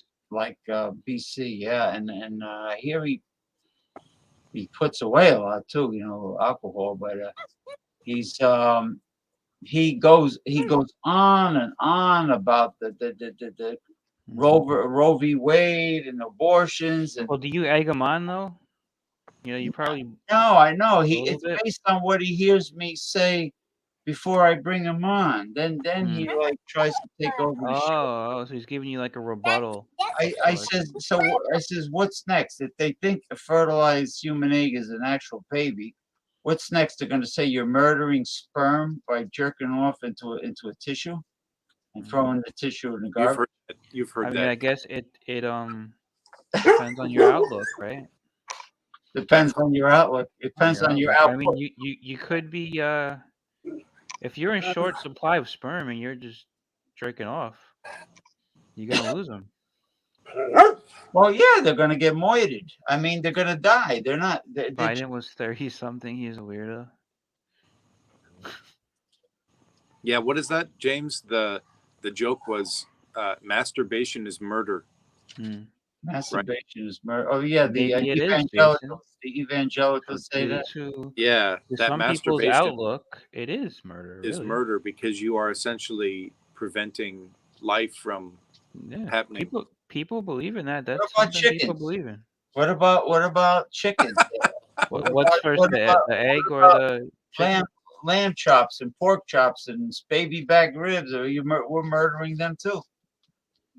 Well, yeah, you are. Right? How you have to murder it if you're gonna be able to eat it. So yeah, you gotta kill it first. Take the feathers off. The best bumper sticker I think I've ever seen said "Vegetarians taste better." Yeah, Was it by vegetarian. a vampire that said that? So there's this woman. There's this Connect the woman. dots, Ronnie. Rice Aroni. There's this woman on Twitter that keeps on forcefully pushing veganism.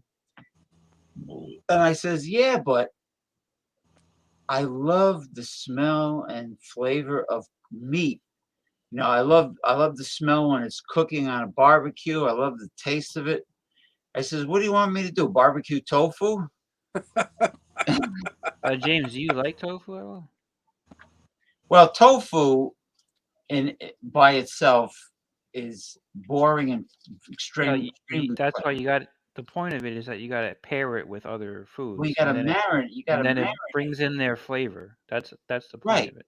You gotta. It's got to be in some kind of dry rub or sauce, or it has to be marinated. Like a medley, like a vegetable medley. You put rice. Throw some rice. Yeah, like a tofu pad thai is pretty good, right? Yeah, I've eaten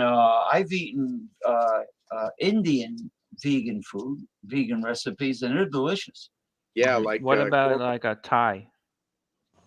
I like Thai food, but it's just too many stews on the Thai menu. Everything is like a stew. I like stew. But not.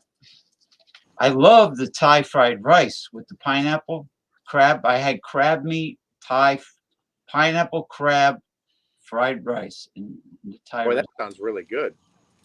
Was that imitation crab though, James? No, it was real. But that pollock or whatever that stuff is called, right? I could tell the imitation. You see the little orange flecks. Yeah. Now, Trump University, Tab, did you know that Donald Trump promised to take graduation photos with all the graduated students? But what happened was there was a cardboard cutout of Donald Trump. And they took seriously, they took the photo with the cardboard cutout. That's funny. Is that a true story? That's a true story, James? Yeah. Is it or not? Or is it a joke? No, it's real. All right, let's hear Jesse. Okay. Throw Jesse on. I'll be right back. I'll be right back. I love doing these rants, and I like to tell you all that I don't do them with notes or any. Hold on. The screen share disappeared. I'm going to mute myself too, James. I'll be right back. I'm so overwhelmed by the levity of what's going on here that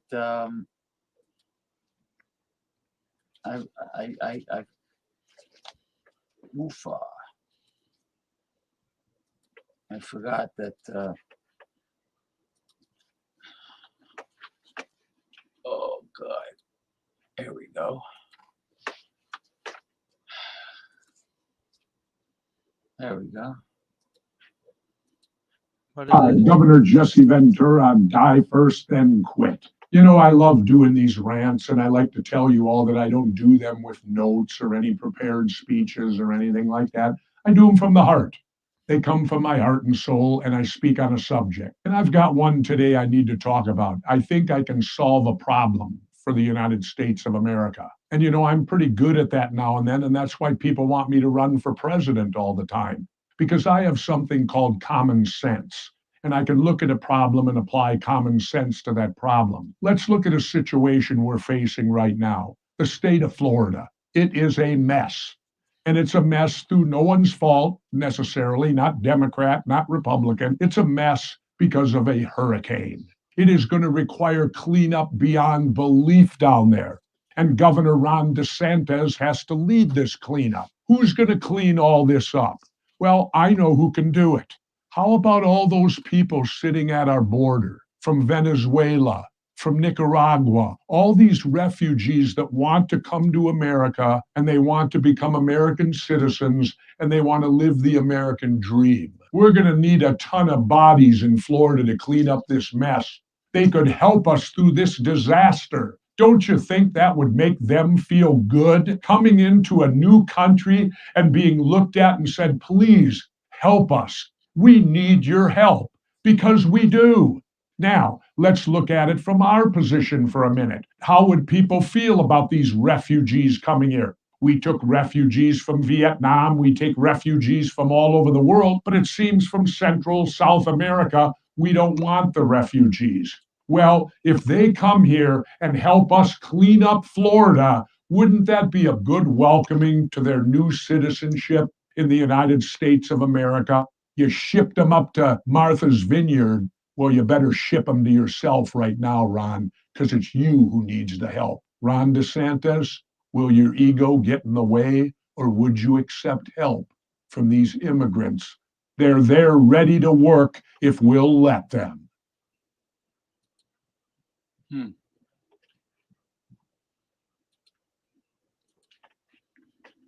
Well, actually, Ron DeSantis came out and said most of the relief workers helping out the hurricane victims are Hispanic, and a lot of them are refugees. I think originally, like I've heard that. Oh, well, he makes a good point.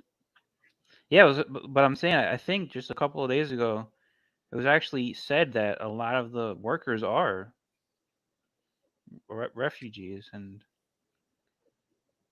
so yeah, that was said already, which is interesting. Anyway, Yeah, I think he made a really good point. Now this one seems interesting. This is his newest one, just to get them done with. Hi, Governor Jesse Ventura here again for Die First, Then Quit. We're in the election season, and we see all these candidates, and I love seeing the candidates who have to tie themselves to being Christians. They have to wear it on their sleeves. They have to let everybody know they're a Christian. And usually they fall under the Republican Party. For 16 years, I was brought up as a Christian. I was indoctrinated in the Christian religion. I don't accept it today. I'm an agnostic atheist today. But I look back and I go, and I learned a great deal about Jesus and Christianity. And in reading about him, isn't it the job of Christians to follow Jesus, their leader? Aren't they supposed to do the old quote, what would Jesus do? Governor Abbott in Texas and the governor of Arizona, I forget his name now, and of course, Governor DeSantis in Florida, they all espound to be Christian leaders and good Christians. And yet, do they really act like Christians? Do they behave like Christians? Do they do policy like a Christian would? It seems to me all these people, these immigrants trying to get across the border, they're sure not treating them the way Jesus would. Do you think Jesus would take advantage of them and use them for political cannon fodder? Do you think Jesus would round them up and ship them off to Martha's Vineyards, or round them up and ship them to the vice president's doorstep to make a political statement? Is that what Jesus would do? I don't think so. I think it's time Ron DeSantis, Greg Abbott, I think they need to go back and reaffirm themselves as Christians again. Because if you're a Christian, you're supposed to follow the teachings of Jesus Christ. I highly doubt if Jesus would treat these people at the border in the manner these three governors who are supposedly Christians are treating them. I guess it's the old cliche, you don't let religion get in the way of politics, except when you need to use religion to get elected. Right, boys? That's right to you three governors. Quit being Christians and be what you truly are, politicians. well, I would go ahead and say that I think he's right, especially with that last line. Um, a politician truly can't really be a Christian in all sense of the word. And I don't think a so. billionaire like Jeff Bezos, who you never Bozo? hear You never hear about Jeff Bezos of Amazon giving to charities. Well, what Jesse right here is talking about specifically though is politicians, and he's right that in my opinion, or I think basically you can tell how is a politician, any politician, any of them, honestly, going to be a Christian, Well, it's not a Christian lifestyle. a real Christian. If you're a It's politician, it's not a Christian or if you're a lifestyle. capitalist as a multi-billionaire, I don't think a politician lives a Christian lifestyle. No. Maybe a capitalist possibly could. There's you're a small time mom and pop. That's a capitalist. They can have Yes, Christian yes, values. You're also middle class. Mm-hmm. The small companies, Main Street, mom and pops. Yeah. But a Professional. politician, no. And even I would even say the mayor of that small town or city. Even the mayor, he's a politician. He's already in that sphere. Yeah, well, the thing with politicians that are establishment politicians is they often they need the campaign funding, and they take a little more than they really should. And then what happens when they get elected? Or even They owe favors. They owe big favors. I think more than taking the money is owing the favors, because they hold the power, so they can hand the favors out. Now, I just want to say that now that the sun is has dipped, Mr. Jason Cleveland really has a pre-Halloweenish autumn fireside. Bonfire chat. Yeah, it looks good, man. It looks really good. Let's get a bird's eye. I actually thought about that, James. I'm like, well, I could go live from my office, but why not step outside and have a fireside chat? In fact, I've got my Seattle Mariners blanket here in honor of their wine. Is it a little chilly there? It is. Yeah. We've had the driest summer on record. We haven't had any rain in about 4 months, which for Seattle area, it's record breaking, right? So today it was in the mid 70s, which for October, first week in October, we're normally barely scratching 60. So for us to be this warm, it's unseasonably warm. There's no real rain until the end of the month too. So we've got a lot of wildfire smoke. Thankfully, it's kind of pushed out, but this morning, it was pretty bad. It's funny you say that, because for me, it's the opposite. To where we're like a month advanced as far as the cooler weather coming in. Okay. And that's because of what the hurricane brought. The after effects, it brought the temperature down. Not so much with absolutely the temperature, it's no really the humidity went down a lot. So it's pretty comfortable outside now. So when you say the temperature's down, like No, it actually I think I was wrong. I'm wrong about that. It's more so the humidity than the temperature. So the humidity has dropped a lot. I see. Temperature just like a couple of degrees. But so with the humidity going down, it's a lot cooler. It's really nice to actually be outside right now. As far as compared to being really hot. Well, he's got a heavy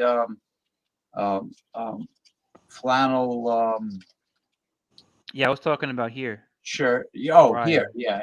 He's here it's really nippy. It's probably in the low 40s right now. Wow, James. Yeah, but really? You got the flames, you got the wine, you got a nice. Yeah, having a glass of wine. Cheers, Ronnie. Cheers, James. Did you finish your? Well, I did.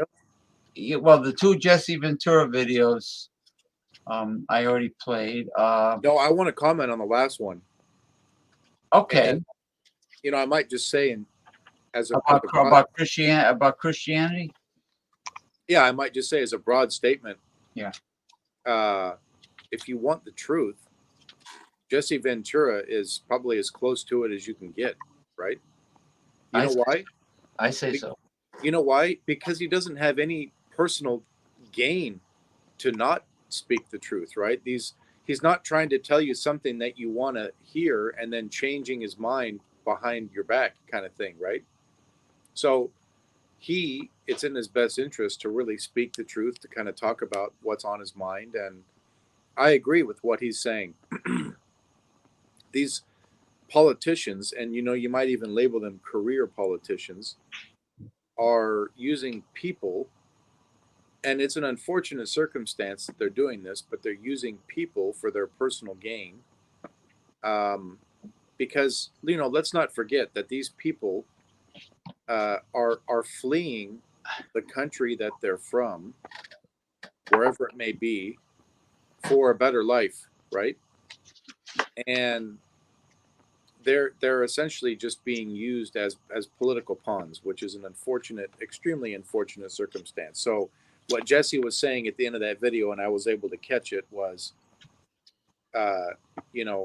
would Jesus send these people all around the country to send a message, or would he do the right thing, the Christian thing, and love others as our own, right?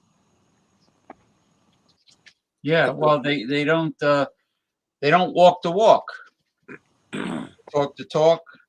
Now, I guess You know what I thought could have. Or go ahead, Jason. no, I was just going to say one thing there to counterbalance that, though. I did hear someone, a friend of mine, give the argument that, well, Biden's doing the same thing. He's sending these people in the middle of the night on airplanes to unknown locations.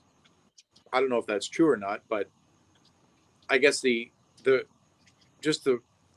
reality of the situation is there is a bit of a crisis. The whole system is not set up to handle this many people coming in on a daily basis. So they do need to be tended to. But does that mean you get a charter plane, you send them to Martha's Vineyard? Absolutely not, right? I mean, Well, that was most definitely a political stunt, for sure. and And that could be positive or negative. to Kamala Harris's front door, Did that really happen? Yes, they sent a bus, like 2 bus loads of migrants arrived at Kamala Harris's front door. Now she lives in the vice president's residence is within the Navy. Her private well, no, because residence? she's the vice president. She lives in the vice president's house, which is within the U.S. naval grounds. It's a federal site, secured site. So when I say her front door, it's really the gate to enter the U.S. Navy Academy or whatever. I didn't know that. I mean, in Annapolis, Maryland, that's the U.S. Naval Academy, or is it another base? I think that's it. And so her house is somewhere in the Navy Academy. That's where the vice president's house is. Wow, because I've been to Annapolis. What, a bus dropped off migrants there? 2 like bus in front of loads, where yes, she lives? from Texas. From Texas. All right, so they sent the bus from Texas, right, to there. Right. Ron DeSantis sent an airplane, right? Correct, to an airplane. Martha's Vineyard. That's right. And I heard that it was actually like a nice plane, and they were in pretty good condition there. Oh yeah, they were given meals and cell phones, and yeah, I mean it's certainly not. That's crazy, terrible. man. Like, what the fuck is that? What's going on? What is even going on here? I saw Tab's comment there. That's where I saw it too. The Washington Post, I think. That's what the article was, right?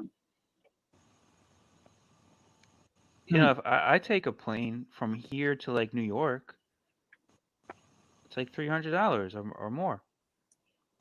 Wow. And it might not even be that nice. I'm cramped up with other people. You fly to LaGuardia? What? Are you flying into LaGuardia? Probably not. I don't like LaGuardia.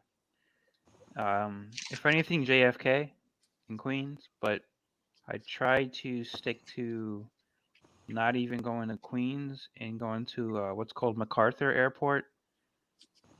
That's in Long Island. Yeah, that's closer to where your folks are. Mm-hmm. Yeah, didn't, on the island. Yeah. I didn't even know that there's an international. There's an airport that can I accommodate, don't think it's international. but It, they it's can accommodate it's MacArthur Airport. It's named after General Douglas. Douglas Yeah, MacArthur. Yeah, General. Yeah. Have No, you guys ever experienced any severe turbulence while flying? I have Yeah, it happens. I going don't think to I've ever not severe. I probably wasn't severe. going to Venezuela, Margarita Island. Well, to Caracas, going to Caracas, Venezuela, before You went Margarita there, James? Island. There was bad turbulence where the plane was diving. You went to Venezuela, James? Yeah. That's pretty not a cool. good experience, is it? To have all that turbulence. Yeah. No, the plane was diving where my body was pulling up on the safety belt. My body was like going up. James, what are you drinking? Oh, I'm finishing up the Johnny Walker Double Black from Fandango Friday show. Fandango Friday. I gotta catch that one of these days. Yeah. Well, now you can use hard liquor, not just liqueurs. So I'm just finishing it up. I got pumpkin beers, one of which I'm going to bring on Ronald's Are you show. doing the Wednesday shows too? Yeah. Yeah, this Wednesday is pumpkin beers. All right, so you're getting into it. You're getting into it, huh? You Well, don't usually do the Wednesday show, right? no, because they're theme shows, and then you got to go crazy looking. Although, James, this last Wednesday was Wild Card Wednesday. Yes, it was. But you had other matters to attend to. Yeah, I couldn't. Well, no, yeah. You know what? I couldn't do Wild Card Wednesday. I had something for it, but I couldn't do it because in preparation for the colonoscopy Thursday, I couldn't drink anything red. I couldn't drink any. I couldn't eat solid food, no fiber, not even milk. I had just have broth, chicken broth, whatever, beef broth, and water, of course. I could drink fruit juice, but nothing red. And I had wine, so I couldn't bring the red wine on. So that's why I didn't make it. And then I was drinking this horrible liquid to clean myself out. So I was spending a lot of time on the commode, and that's it. And then when it was done, then I gorged myself on lots of good, solid food when I got back. But I'll tell you one thing: the anesthesia gave me a great sleep. That was one hell of a nap. What did they give you, James? I don't know, but I saw them injecting this huge syringe full of liquid into my arm, and before you know it, I was out like a light. And then when I woke up, I felt so refreshed. So whatever they gave me was nice. You know, sometimes like a cat nap. I mean, how long were you out for? An hour, maybe? Yeah. But sometimes being under anesthesia, you're right. It's the best sleep. Yeah, nothing beats that, right? Because when you wake up, you feel like energized, like you feel different than if you were sleeping, tossing and turning, and having dreams and nightmares and tossing and turning, blah, blah, blah, blah. And then the alarm goes off, and some people will smack the snooze button a couple times. That's a different. That's not that didn't have the same feeling as waking up from anesthesia. Not the same thing, you know. But I thought I was going to be walking bow-legged when I got home. You know, I don't know what kind of contraption they put up my ass, you know, to do that. So Yeah, let's get a little. Let's have a little humor. Well, thankfully, I only had two polyps. I mean, three polyps, which is a benign. It's like a cyst. It's a benign growth, but I never had one before. Now they're recommending people 45 years old to start having colonoscopies, and I never had one. And all the years to have three polyps, I was Yeah, extremely lucky. you're very fortunate, James. I was extremely lucky. I actually worked with a lady. It's a pretty sad story. She was a nice person. She really loved decorating for the holidays. So any holiday, especially Halloween, she had the most elaborate collection of Halloween decorations. She would put them up in the office. And she was a single lady, and she had two cats, and she lived by herself, and she saved all her money. Worked hard, saved all her money, and she probably was early 50s, maybe 53. Contracted colon cancer, and went through all the chemotherapy, and just couldn't save her life. She died probably I would say a year after getting Wow. cancer. And she just never spent any money, right? Always kind of just wore very basic clothing, had a car, the very basic car, didn't go anywhere, didn't do anything. And because she said that she wanted to retire, when she was 60, her goal was to retire at age 60. So she was saving her pennies so that she could retire at 60, and she died at 54, 55. So young. Uh, For a woman, that's pretty woman. damn young. A lifetime of earning and saving and thriftiness. And that's sad, man. That's why I think,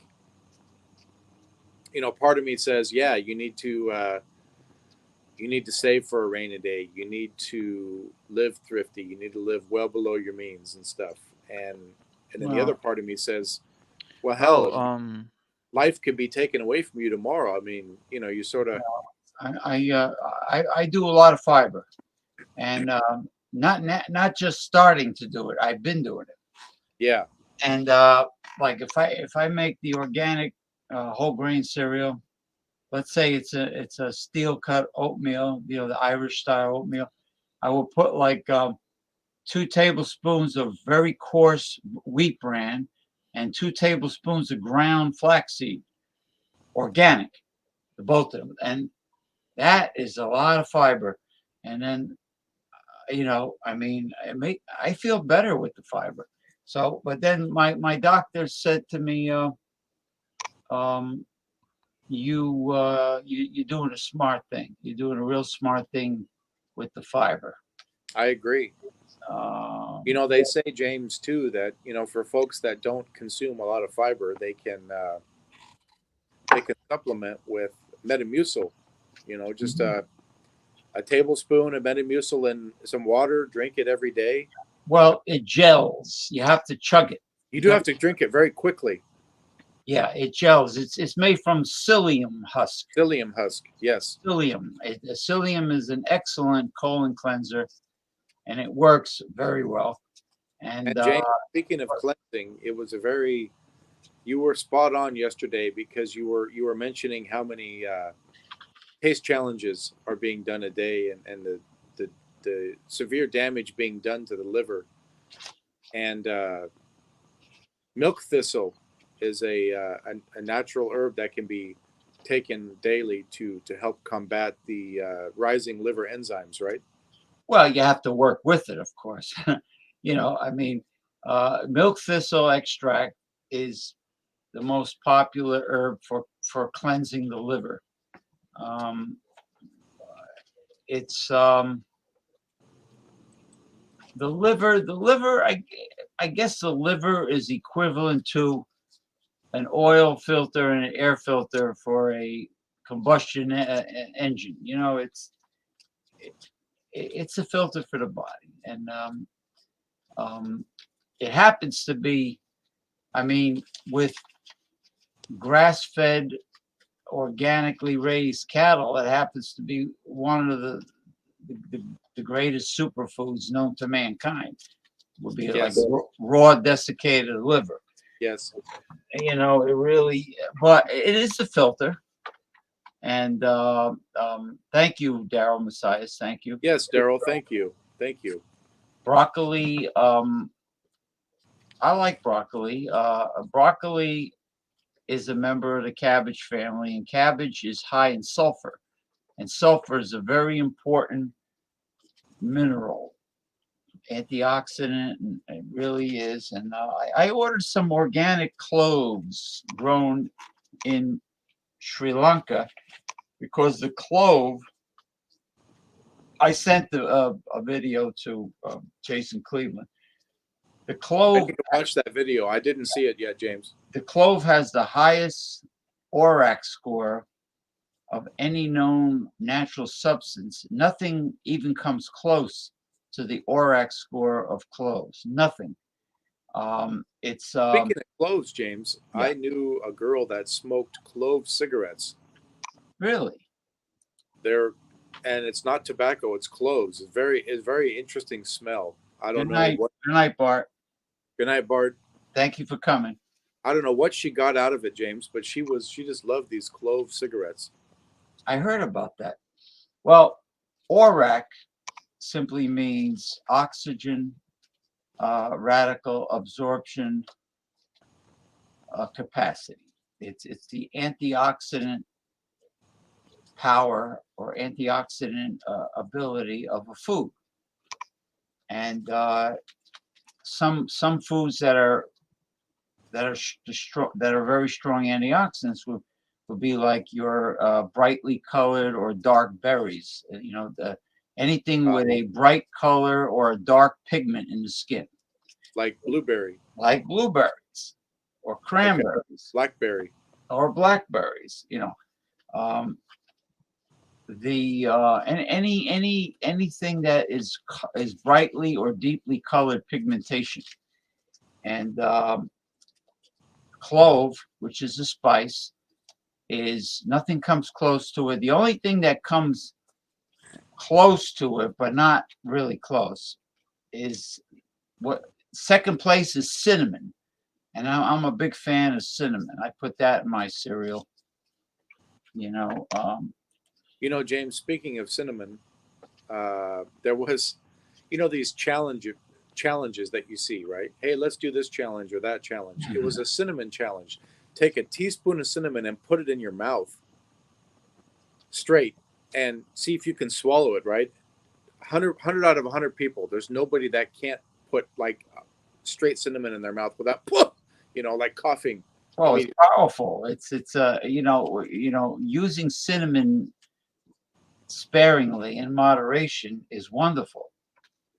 You know, I'm sure people have heard of the cinnamon buns, the hot cinnamon buns. Oh yeah. You know, and the smell of them and the flavor. Speaking of cinnamon, James, I remember you saying that your sister made some pumpkin pies that had a lot of cinnamon in them. Well, what she did was she used the turbinado sugar, which is the natural dehydrated natural cane juice, but she used just enough. She wanted a low sugar pumpkin pie that didn't have pumpkin pie spices in it, because she noticed that the store-bought pumpkin pies had a very strong, like clove. They put too much clove in it. Right. And it's usually overwhelming with the store-bought pumpkin pies. So she started baking her own, and she used cinnamon and not the pre-mixed spice, which has too much clove in it. And, so you could taste the pumpkin. And I loved it, man. She would give me a pie to bring home, that late at night after, Thanksgiving dinner. And it really is good. It really is.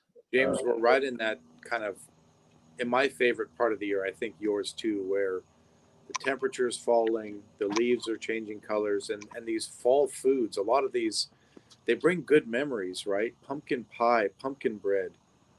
Pumpkin bread.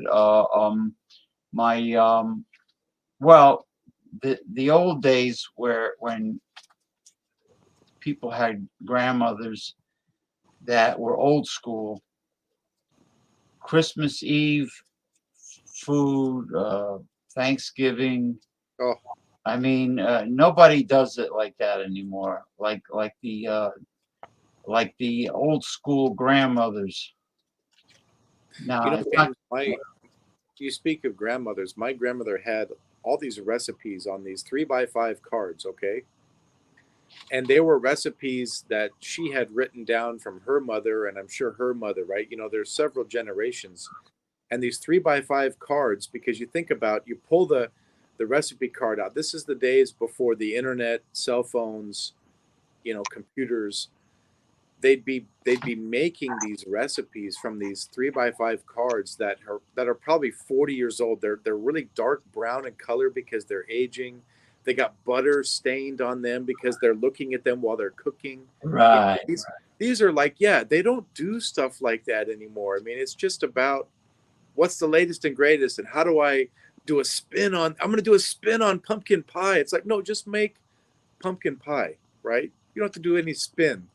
Just make it, Yeah, you know. well, you know, the old timers, they didn't measure any of the ingredients. They did it by sight. I know. They knew approximately what a tablespoon was. You know what I mean? They did a lot of things by sight. Isn't that just so impressive that, and people almost lived. There we go. What's going on? Mike, What's happening? Mike What's is happening? What is going good, on? doing good. We're talking about how the old school grandmas used to cook without even measuring anything. They did everything by sight, and nobody does this for the holidays anymore like the grandmas did. Oh yeah, everybody complains about how just modern women can't, you know, they refuse to cook for some odd reason. You know, as a guy, I cook, so that's just nuts. And then You know, when you live alone, you either love good food and you love to cook, or you do it out of necessity. yep, yep. It's nice to I don't know about you guys. I try to not do too much delivery during the week, so I try to keep it only to the weekend. But a lot of the time, just it might be only a Wednesday or a Tuesday evening. I think even Monday sometimes, and we'll get a whole huge pizza just for absolutely no reason. Yeah, well, if it's a good pizza, a really good pizza can be a great meal if it's a good one. Yeah. Absolutely. You know, look at Mike. Look at he's got the fireside chat, the bonfire going. Oh, like FDR. Yes, I'm about ready to give my fireside chat for the evening. Yeah, look at that. Now it really stands out because it's like pitch black by you in the background. I hope the lighting is neighbors okay. don't mind. I know that the sun is already set here. It's already full darkness on the West Coast. Yep. Yeah. Oh no, yeah, I'll show you guys. Yeah, I concur with y'all. So yeah, that's had to go home already because like to go home when, you know, before it's late. So check that out. Yeah, it's Yep. Pacific Full darkness. time. Oh yeah. And then there's also my new rowing machine. Oh, there it is. Oh, very nice. Is So that can just get up. Yep. Yep. Yeah, they're pretty good. Rowing is a great exercise. They are good. They are good. Is that a Peloton? That is not a Peloton, sir. That is a Circuit Fitness rowing machine. So all you got to do is just get up in the morning. Had to have a buddy of mine set it up for me, but all you have to do is just get up in the morning. Don't have to go all the way down to the boathouse. You can just get up here and hop on the machine, and then already you got your administrative tasks done out of the way. It's very surreal, and then plus coming home at a good time after the day, then that's awesome too, because I'm coming home really early now, so we'll just have a bunch of time to work out. It's amazing. Like You know, rubber. Yeah, rowing is probably one of the best cardiovascular and endomuscular exercises you can do. Oh yeah, yeah, If you full body workout.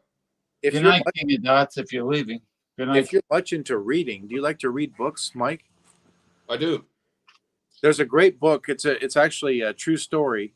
It's called Boys in the Boat, and Boys in it's the a Boat. true story. And I'm very proud of this because it's in our backyard here in the Pacific Northwest.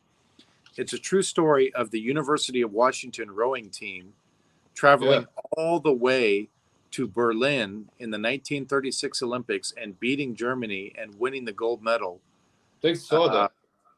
It's a fabulous book. It's a true story. It's really well written, and it talks a lot about rowing and the cadence, right? Because you're basically all rowing together, and if one guy is even a quarter of a second off from the rest of the boat, there's no way. It's a perfect time. I mean, it's a fabulous read. If you have a minute to read it, it's a great book. The Boys in the Boat. Boys in the Boat. We'll check that boat book out. That sounds good. In the boat. Yeah, you know Boys what? in the You know Boat. what I have a lot of respect for? The South Pacific Islanders, when they travel hundreds of miles in that dugout canoe made from like a burnt out coconut palm. They make this canoe, Oh yeah. and they're in the ocean, and they got this one oar. They're going like this. I mean, that takes a lot of guts to travel from one island to the next in the Pacific Ocean. James, did you hear about that guy that left? I think he left New York 58 days ago, and he rode all the way to Ireland on his own. A full, self-sustained, 100% by himself. Literally rode across the Atlantic. Look it up. I don't have access to this. Oh, is that the guy in the bubble with the pedals? Yeah. So he started right, and he finished the thing. He had this big, massive beard. He rode from like New York to Ireland, and I think he did it in under 60 days. And it's one of those things where food for him. You start rowing and you're like 350 pounds, like you have to put on all this weight because you're not eating at all while you're rowing. And then he lost over 100 pounds or something while he was rowing. And he didn't encounter any storms either. He was lucky. No storms. I think we lost Ronnie S. Oh man. Yeah. See that time. He must have had. Well, look at the longboats that the Vikings had, made of oak. So I like to drink a lot of non-alcoholic IPAs and stuff. How do those taste? If they're made well, they taste really good. Right now, I'm just having a fruit drink, so I'm not drinking. I'm on still officially only day 20 point something. I like how you put it 20.2. Yeah, 20.2. Yeah, it's thanks. Thanks. It's about just how not drinking is definitely harder than drinking, but the effects of not drinking are way more potent For sure. than the effects of drinking a lot of the time. Right. You save a lot of money and you skip any headaches. Headaches. So Absolutely. I did a monologue today about the pressure to drink is so great because if you sit down and you watch a television show, every single break for advertisement, they will show at least one or two beer, wine, or spirit commercials. Oh, Ronnie S. is coming back. Oh yeah. Alcohol is everywhere. It's even in cafes, for heaven's sake. I know. Starbucks has cold brew Yeah, Starbucks now serves alcohol. What? Are you serious? Really? Yes. Why? They were all, yeah, they were already doing the coffee that looked like the Guinness but wasn't an actual, Why would they do that? Yeah. What's the point? I mean, they're known as a cafe. With I think it's because they just have to because people are looking. I would almost hesitate to say people are addicted. It's a terrible. It's a tragedy, James. And you and I have talked about this offline, but the community, right? The air quotes community it's getting dangerous. How, I mean, to start drinking alcohol at 7, 8, 9 in the morning, and guzzling from the minute you wake up to the minute you go Ew. down. It's dangerous. Starbucks Brewery. Oh, like the Stout Sunday people. They're Yes. like, and they brag about having hard liquor early in the morning. I mean, James, I've worked nearly all my life, worked very hard. The last thing I want to do when I first wake up is to reach for an alcoholic beverage. I mean, think about getting up at 6, 7 in the morning and being just tempted to drink that early in the morning. Well, that used to be a thing, but people used to also not stuff Sunday. People used to not do that in a weird way. They used to have a beer in the morning, and it would power them. Now it's become Right. like a whole thing. And the millions of people who go through Starbucks every single day. How is that a good idea? Young people. People. I think it. You know what, Mike? It's kind of funny because it's more of a fashion statement. Hey, I've got my Starbucks cup. Like look at me, see me, and that's just the power of advertising. We as a society, I think we on this chat and hanging out here, we like to think that we're not swayed by advertising, but it's a powerful thing. It grips you, it grabs you, right? Mm-hmm. People look at that and they say, "Oh, Mm-hmm. he or she is drinking a Starbucks drink. Wow, that looks cool. I need to do that." I mean, advertising, it's such a powerful thing. I think myself personally, I like to think that I'm immune to it, but you see a commercial and you're like, hey, yeah, that sounds great. Let's go there. Let's try that for dinner tonight, right? I mean, Starbucks IPA. What the? Yeah. Yeah, they got their own brewery, or do they have a large established beer company put their label on. James, you probably know this, but Starbucks was founded in Seattle, Washington, right? Yes. I live in the coffee capital of the world, practically. Then I heard they over roast cheap coffee beans. It's not. Yeah, I mean, it's more of a hip thing. It's more of a trendy thing. But the real fact of the matter is that Seattle is not a safe place to be right now. Starbucks. What do you mean? Coronavirus? Sorry? Coronavirus or what? No, safety. Actual safety. People getting shot, getting stabbed, robbed, people fearing for their lives. There are barely any Starbucks now in the city of Seattle that are open. It's you wouldn't think that the crime rate would be high in a place like Seattle. Like you wouldn't. Is it? Do they have a poor area that's ghettoish? Not at all. You know what the problem is that the former mayor essentially told the police officers, do not even respond to a call for a misdemeanor crime. Okay. Oh, screw that.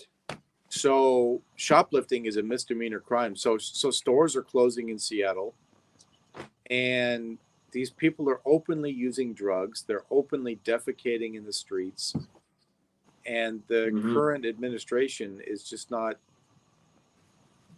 People are probably carrying weapons for self-defense.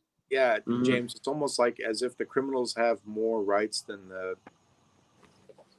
So what you have is Deadwood, now South Dakota, Dre- Deadwood or Dodge City. Yes. dressing really scary and intimidating. Yeah. Well, So, Mike, what movie were you trying to watch tonight? Last night was trying to watch this movie called Roger Dodger, from 2002. It's about a guy who meets with his nephew, and kind of shows him around the city. So it's a funny movie. You should watch it. I should check it out. It's hilarious. James, you ever seen Roger Dodger? No. You have? Nope. Never Oh, seen it's good. You'd like it. Yeah, I'm sure it's on Netflix. James, do you have Netflix? Yeah. I think so.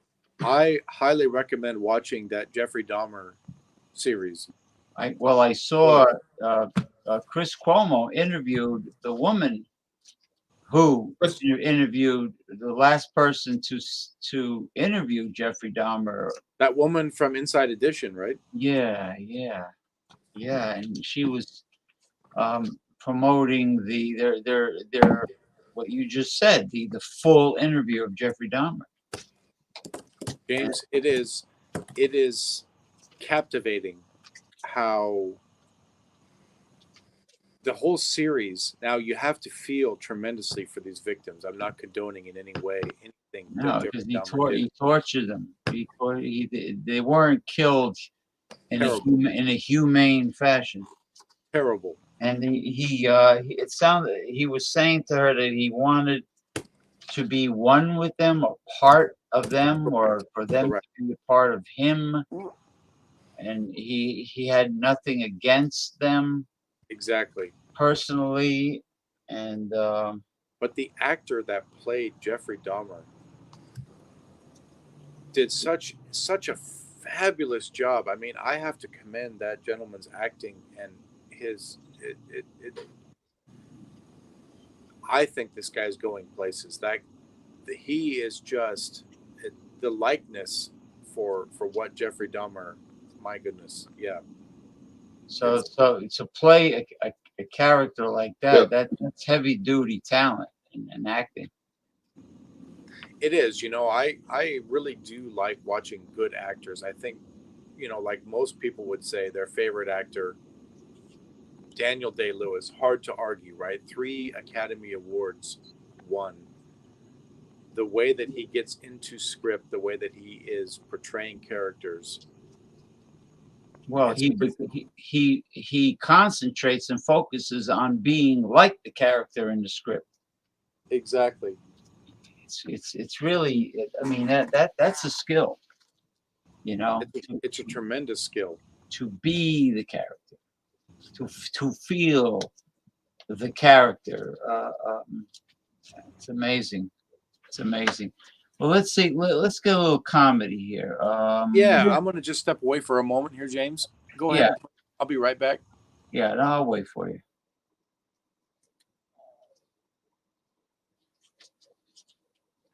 The previous. Oh! I got you. Ronnie S.'s computer died. I think he was. Yeah, I got you, Ronnie. I follow what you're trying to say. Dripping wet, Trump visibly scared at sick rally. Yeah, it's all the Looney Tunes are coming out of the woodwork. And that governor in Oklahoma is in the fight for his political life, James. Kevin Stitt. Is he an incumbent? He's an incumbent, yeah.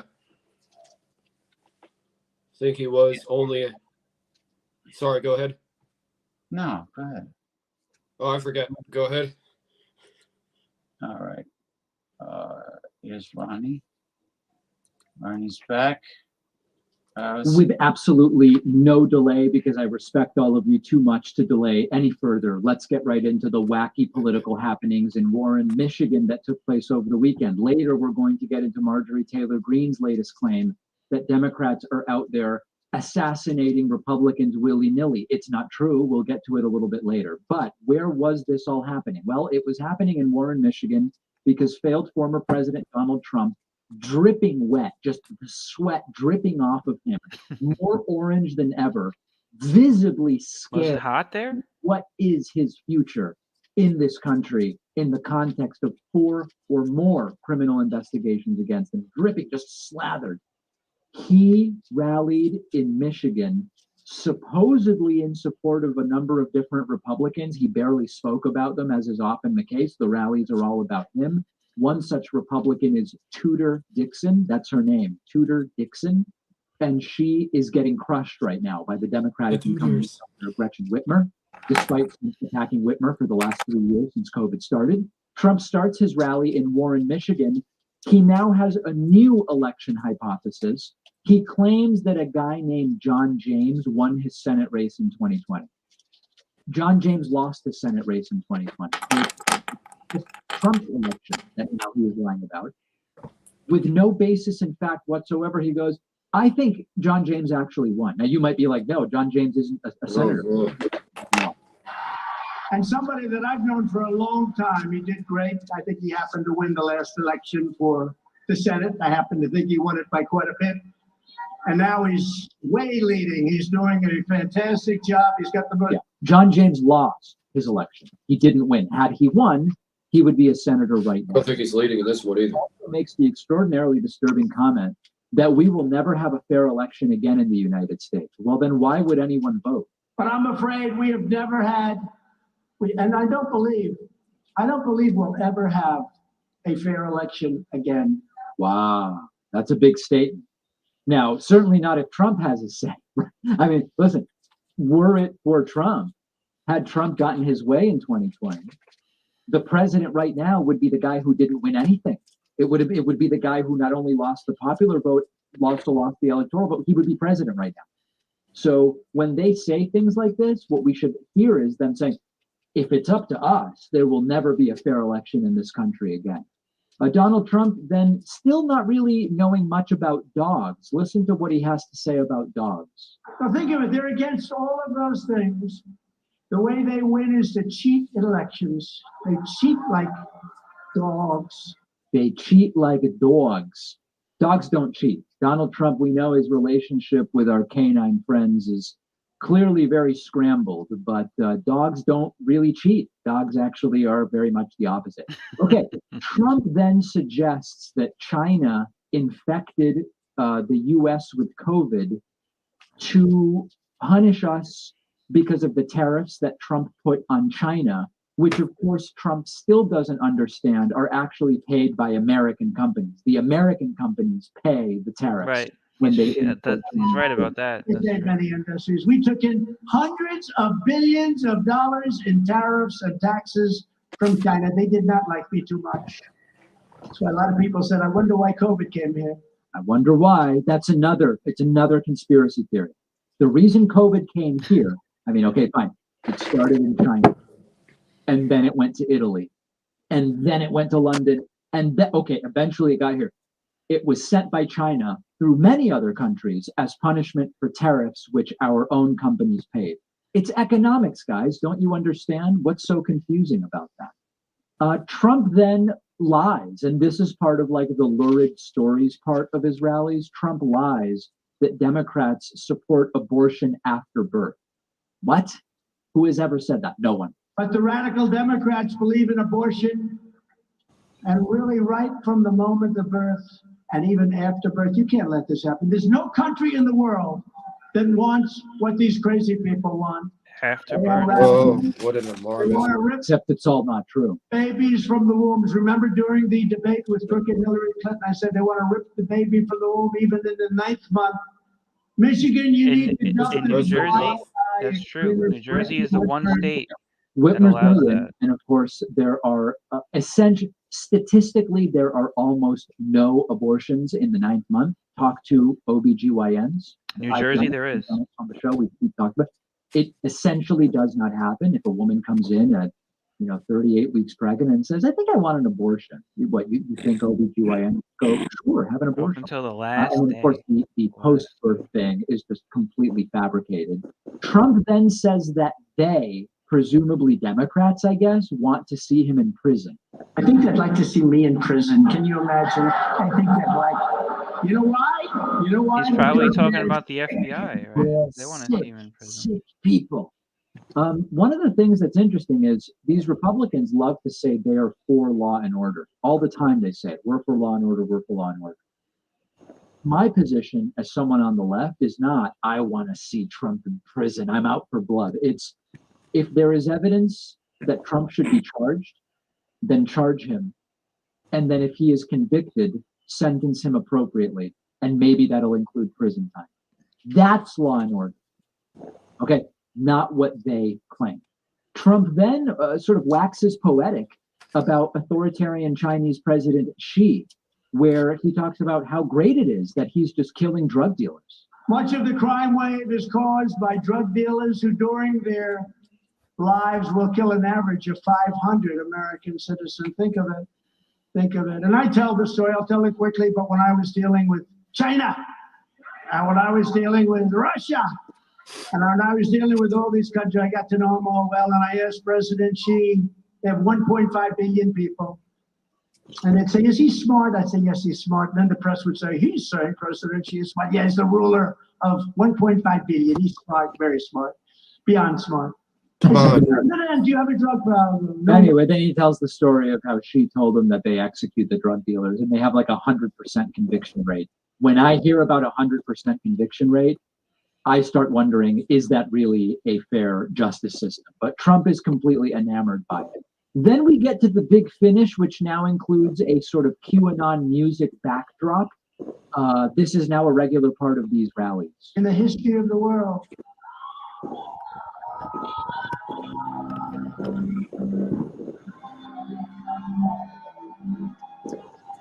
I have not added this music. Last time, some of my viewers thought I added the music. They are now doing this at the rally.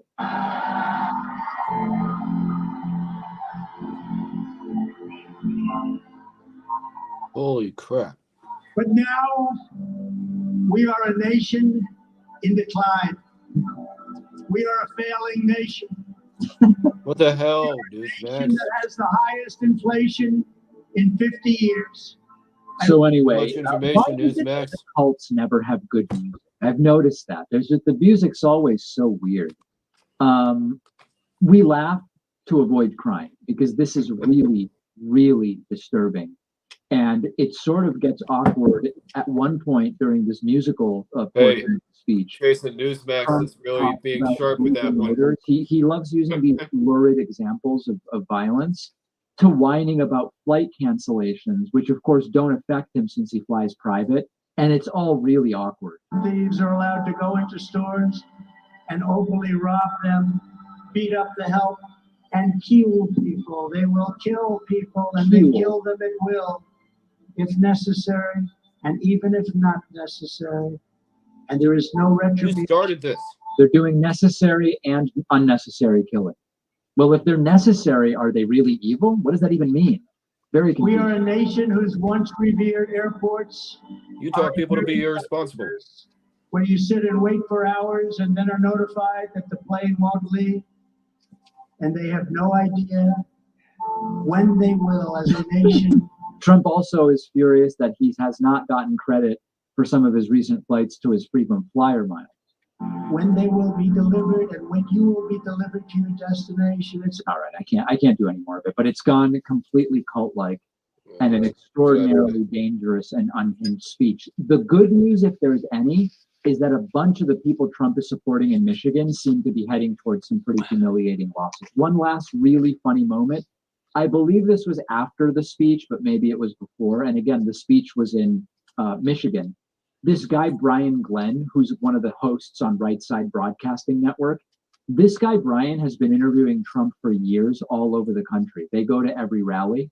And Trump talks to him about your governor, Gretchen Whitmer, as if he doesn't even recognize that this is the same dude who is not from Michigan and he's been interviewing Trump dozens of times a year. Look at this. Presents the values of the people from Michigan.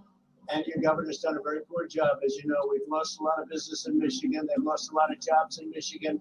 I think Judy's going to do very well. Mr. President, always a pleasure. So anyway, Trump doesn't even seem to know who he's talking about there. Scary stuff, but remember, it's always scarier that people follow this stuff, and that's what we're going to talk about next. I often have a very hectic schedule. Man. Oh man. Well, he's catching up to Giuliani. All right, DeSantis or Trump in 2024? Oh God, that's a good question. I'd say they're wacky enough to go with Trump over DeSantis. James, I like emoji picture that you had of Giuliani with the, yeah. You know, people used to get really pissed off if an incumbent lost and they didn't give that incumbent another chance. Yeah, that face is pretty funny. Yeah. Yeah, that's when the dye in his hair was dripping. You know, the shoe polish, whatever the hell he had in his hair, was dripping.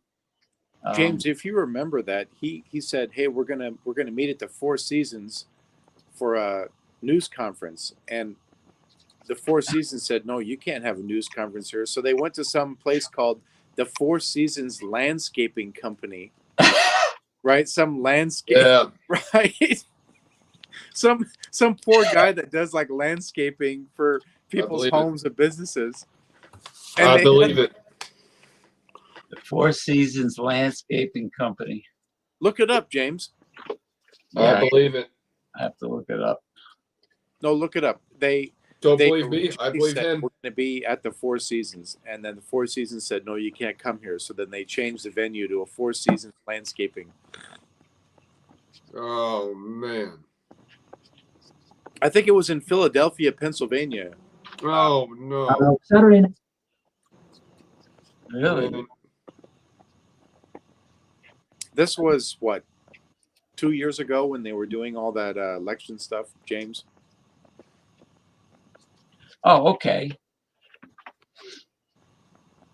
Yeah, that was a while back. Yeah, it would have been like 2 years ago. So they had a press conference at the Four Seasons Landscaping Company parking lot. The Four Seasons Landscaping Company parking lot. They must have really raked up on the issues. How embarrassing that is. Talk about a low budget place to have a rally. Well, let's talk about this, James. I mean, the fact that we have Michael. That's not me. No, it's somebody who. The fact that is No, the fact that we have Michael on a Saturday night. I mean, it's like, think about this. James changes dates, times, location, and he gets the most viewership of any show he's ever had. Saturday Night Lights, I think it's here to stay, James. Yep. Yeah, it's quite. Would agree with Jason. You call it Saturday Night Lights. And you got that bonfire going at night. Look at that; it's beautiful. That's awesome. What's so funny is people used to get mad about incumbents who lost or politicians who lost, and they wouldn't give them another chance. Well, incumbents, if they lost, that means they didn't do a hell of a lot in the 4 years. You know, I mean, the proof is in the pudding. If they were servants of the people that elected them, they would get in, right? They would win re-election. Can't just go ahead. No, I was just going to say, because you were in YouTube prison for 2 weeks from a video that was posted over 2 years ago. Yeah, an old video. You didn't lose any StreamYard minutes, right? So you have like 20 hours a month. Is that right? Yeah, but I don't do that many shows when you think about it. I mean, I do one big one big one, and Right. I never run out of minutes. But how do people that go live 3 times a day, and how do they have minutes on a free account? It doesn't I seem don't know. possible. Well, Ronald Tirio has the free account, and Yeah, but he's doing 3 taste challenges a day. How's he? he's doing 3 taste challenge hard liquor shows per day. Dang. I know, Michael, that and James, I really have to tip my hat to James. He, as I said in my monologue today, we all know someone that might need help. James said, "Look, you're doing 3 taste challenges a day. Do you need help, kind of thing? Are you okay?" Right? I mean, it's not normal. And then he agreed with me that he says he's monitoring what's going on. He did agree with you. Yeah, and he's going to if he needs to, he's going to have to cut back on it. But the problem is with people that have the problem with alcohol that you were discussing, like my brother-in-law, where he has to take medication to subdue his cravings. Telling friends that, I'm going to monitor what's going on, and I'm going to put the brakes if I sense something is wrong.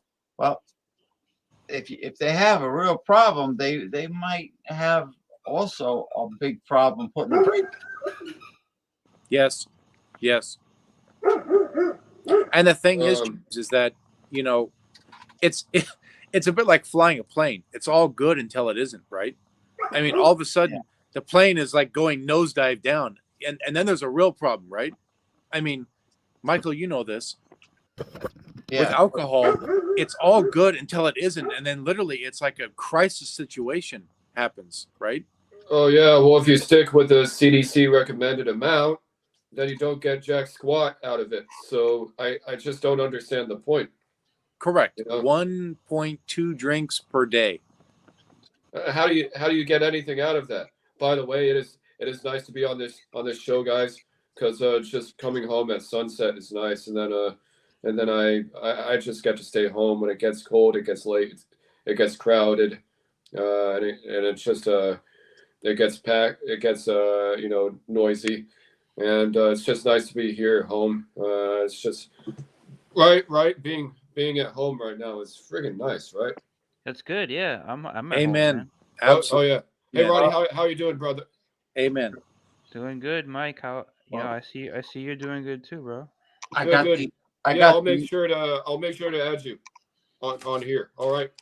I got the Netflix app, and I got the cable TV app on my phone. And what I do is when I'm starting to feel like I want to lie down on the old memory foam mattress, I come in here and I watch TV on my phone. Yeah, simple. Why stay out? Why or Netflix? And if one of my friends wants to talk to me on video chat, and then she says, "Oh, I'm sorry. Did I disturb your sleep?" I says, "I'm not sleeping." She says, "Well, it's dark." I says, "Well, a movie theater is dark, right? you got a light from the screen." It's a good place for you two to go to. Yeah. Yeah, I mean, As long as you're not afraid of getting the virus. At the movie theater. Damn Rhoda. Nobody has really been up here as a guest. Let's put it that way. No, in this apartment since I've been here because of the pandemic. I mean, of course, superintendent when he needed to do something, he comes in. But other than that,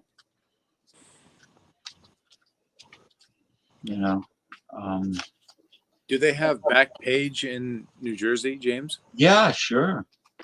They got Backpage and Craigslist They got I never heard of that. yeah, You ever heard of Backpage? they're classified ads on What is it? it's classified ads. Yeah, it's classified ads for paid. It's like Plenty of Fish and ones like that. No, not dating. Not it's not dating. dating. Oh. They got rid of the adult section and the dating section because a lot of things were going on that Yeah, were sure, yeah. too Backpage is called, huh? not cool.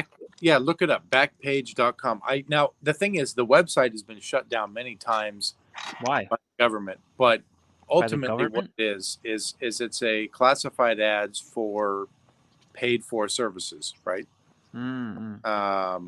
Yeah, it was Now, loaded James, loaded with escorts. At I one will tell you that my You used it before, Jason? no, I haven't, but my good friend down in Eugene, Oregon, has the chiropractor James that I tried to get you in contact with. Yeah. That I got very upset with because he basically shunned you. He blew you off. He shunned James? Well, he's a chiropractor and he owns his own business and he's doing a lot of holistic therapies and everything. And I said, look, James is like That's very expensive. I know. They don't even take regular insurance. That's true. regular insurance doesn't pay for it. No. But James doesn't even need a textbook. The guy, it's a bit like Ron Ontario. He just recites from memory all this stuff. So I said, Jeremy, you need to talk to my friend James because there's a whole market out there. There's a whole business to be made with all this holistic living and stuff. And he kind of shunned him and he just, and I'm like, whatever. So James, how do you do the holistic living with your insurance situation? Do you see holistic doctors or you just do it all on your own? No, I was a personal trainer and nutritional consultant since 1995, and it's all like it's cash. Yeah. So that's what I was Yeah, asking. it's like people when people go to an acupuncturist or they go to anything, a Reiki therapist or herbal Ayurvedic or Chinese herbal medicine, wherever they're going, it's holistic. That's out of pocket because the insurance companies. It took so many years for insurance companies to pay for chiropractic. They had to fight like hell to get insurance companies to pay for that. That's interesting. But I could have done a long ass show with him, promoting what he does. What he didn't want to come on the show? Was that the thing? He changed his mind. At first he was enthusiastic, and I told him, all the famous nutritionists that had radio shows on talk radio in the New York area, they were either they're either chiropractors or osteopaths, and osteopath is similar, except they could prescribe. Okay, is that the difference? Yeah, very very close similarities, and I thought it would be fun because I always had a passion for the holistic health and prevention and nutrition and fitness and trying to get people to maintain optimal health. And I thought it would make for a great show. But it is what it is. It is what it is. It is what it is. But back to Backpage though. Backpage is if you look it up, I mean, I don't know if it's still around. I know the government tried to shut it down, but You don't even know if it's still going on right now? I don't know. Well, Backpage is more infamous, much more infamous than Craigslist. Yes. I mean, I saw lots of things on Craigslist. Because I don't know what do you mean by infamous? Because Craigslist I've heard of a million times. No, but Backpage is exclusive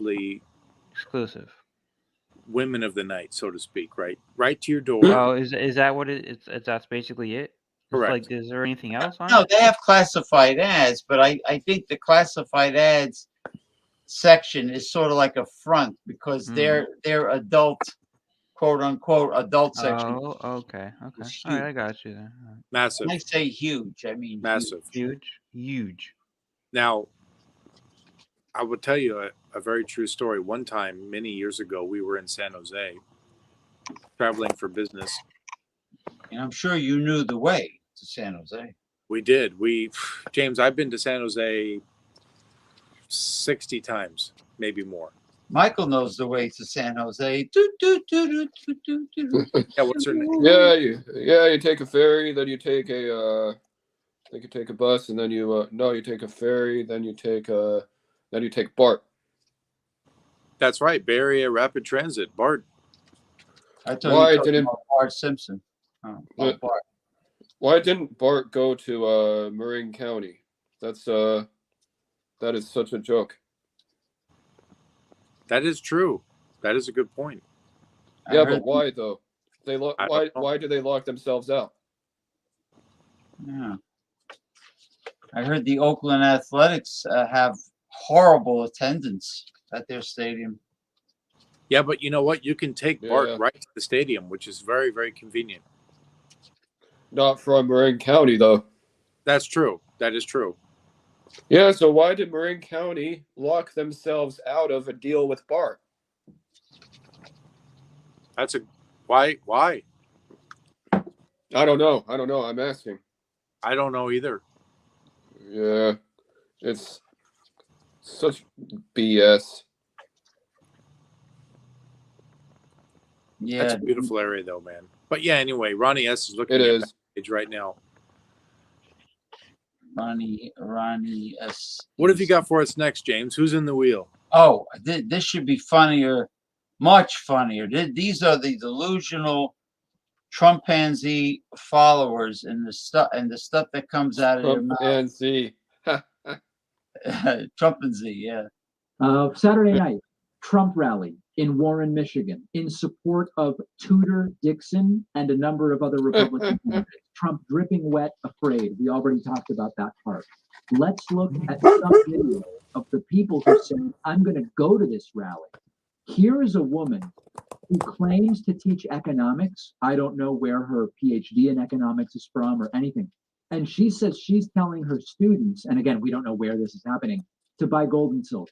And so I just really do my best in regards to teaching them about economics, showing them the value, talking about silver and gold and precious metals versus investing in the stock market. No supply and demand curves, none of that stuff.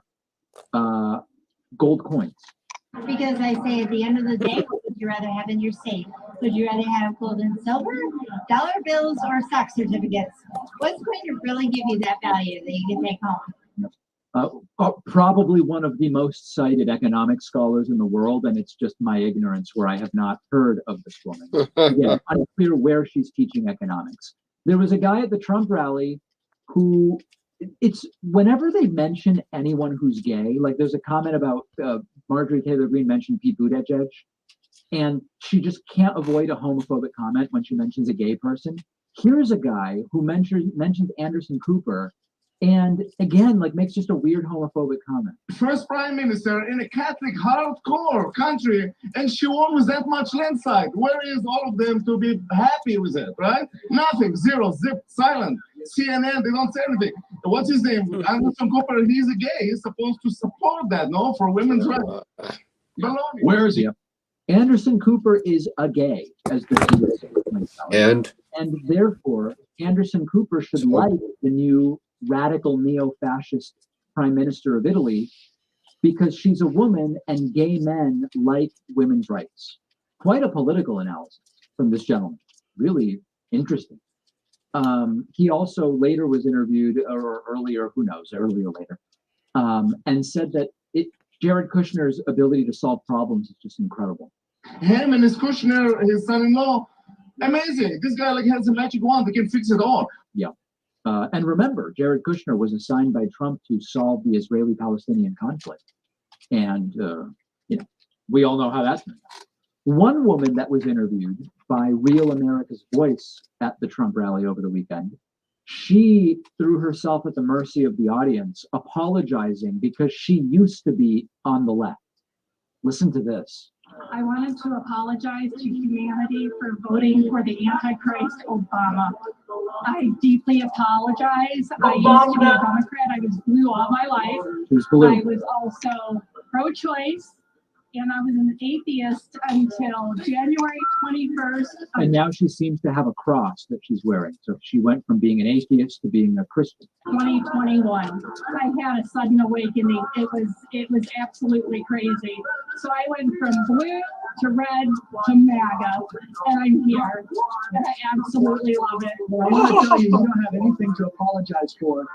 We all make mistakes in our lives, and that's where God's grace comes in. I mean, that's the biggest thing for me. It is. The Lord. It is. Oh my gosh, that's amazing. I wrote about it on my Substack.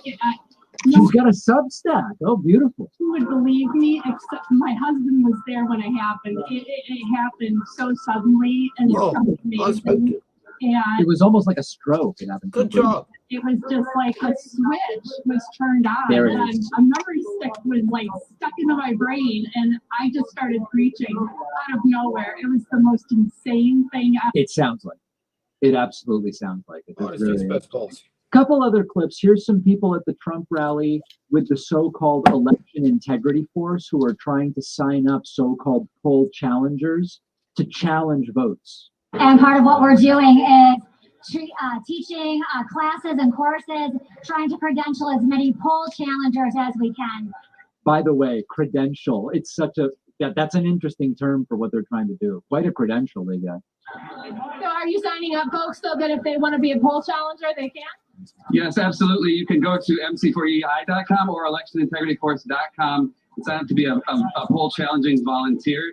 We are credentialing people all over the state, so you don't have to be here in Macomb or. Yeah, it's quite a credentialing body that this guy is doing. Okay, and then lastly, here's a woman who loves that the Republican candidate Tudor Dixon for governor in Michigan is completely against all abortion. This woman loves it.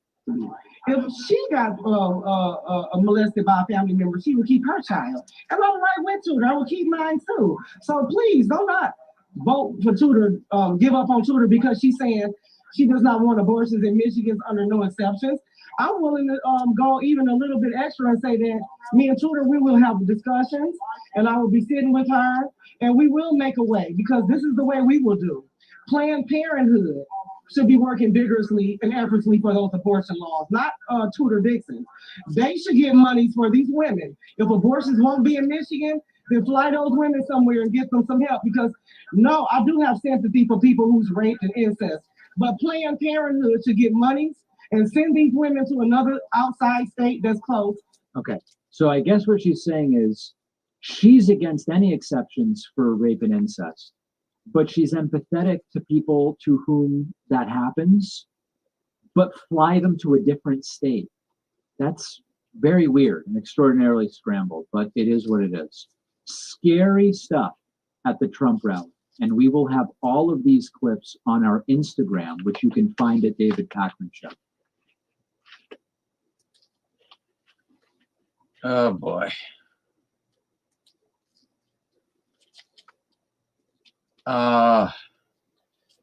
Well, they are not the brightest bulbs on the Christmas tree, folks. It's quite obvious. There's no way to explain it. They definitely lost their marbles. And we've lost Michael Hilton and Ronnie S.'s face. Yeah, they maybe they're ordering Taco Bell. Who knows? Maybe they're in the bathroom. Maybe they're bored. Maybe they got hungry. James, I like the guy that was interviewing those people. What's his name? Hackman? Yeah. What channel is he on? He's on YouTube and Facebook, and he has a show like the Young Turks, you know, the underground progressive alternative. No, I got no but yeah, there's Sorry no about that. It's okay. Speaking of the Young Turks, though, this guy downstairs, he won't train his Chihuahua at nighttime. All right. Why the dog is barking all night? Barking, howling in close quarters all night, pretty much every night. If it's gone, then there's no issue. But the second it's back, it's doing this. Absolutely painful to listen to. But what does the Chihuahua want? I mean, does it? I think it wants its owner. But Oh, you mean they left the dog home and they went out yeah, and they didn't leave like the Animal Planet channel on? I don't know what they're TV? doing. You That's know, last You night need they a had. dog like this. See? Yeah. This guy right here. I mean, it Yeah, passed. whatever happened to Labs? Whatever happened to Labs? Whatever happened to the German Shepherd? Whatever happened to the Doberman? Let me see your pipe there, Chief. Oh, you inhale the pipe? Oh, very nice. Nice. Oh, you got the generator. Nice pipe. Pipe, Is that yeah. is that a sativa or indica? I don't know. I don't know actually. Yeah, my sister's got a whole collection of different sizes. Yeah, she calls them the generator or something. That stuff is fascinating. Yeah, yeah, it's very relaxing and Yeah. Is that legal in Florida? No, Cheers. no, I don't believe it is. So it's decriminalized, but it's not legal. So I'm not really sure what's the difference of the two. What's the difference? I haven't looked into it too much. Yeah, that's honestly. vague. Yeah. That's real vague. Yeah, I know in California you're good, right? Yeah, except if you work for the government, you can't. But Yeah. otherwise, you can. It's very, very Well, confusing. so basically, if you work for the government, that means that they can like drug test you when they want to, and then they'll be able to, like, if it's, I guess. yeah, if it's positive, then whatever. But So the Like, good yeah, thing they about Washington State here, Washington State, yeah, Washington State, the second state in the country to fully legalize marijuana. You What can was the literally first go. state? Colorado. Colorado was the first. Saturday night. Okay. Washington was the second. You can go anywhere. Ronnie, you come up here Saturday within night. 2 miles of my house. You can buy unlimited amounts of whatever you want. No problem. Zero Well, problems. that's how it is in California too, right? Zero problems. I guess. No card needed. They just check your ID. Over 21, 100% legal, whatever you want. No drug test here. You cannot test. Oh, we don't supposed to have be- that here. It's going to be like that in New York too. Pretty soon they voted for it. Really? The last election to be totally legal. Yeah, if they find marijuana in your system, you cannot be fired for it because it is legal to consume under the state law. So, Oh wow, that's yeah. That's So Ronnie, different. That's different. come to yeah. Washington. There's plenty of room up here. You got, No, I wouldn't want to probably live in Washington though. Oh man. Is that John and Nilly? Oh, In the look wheel? at that.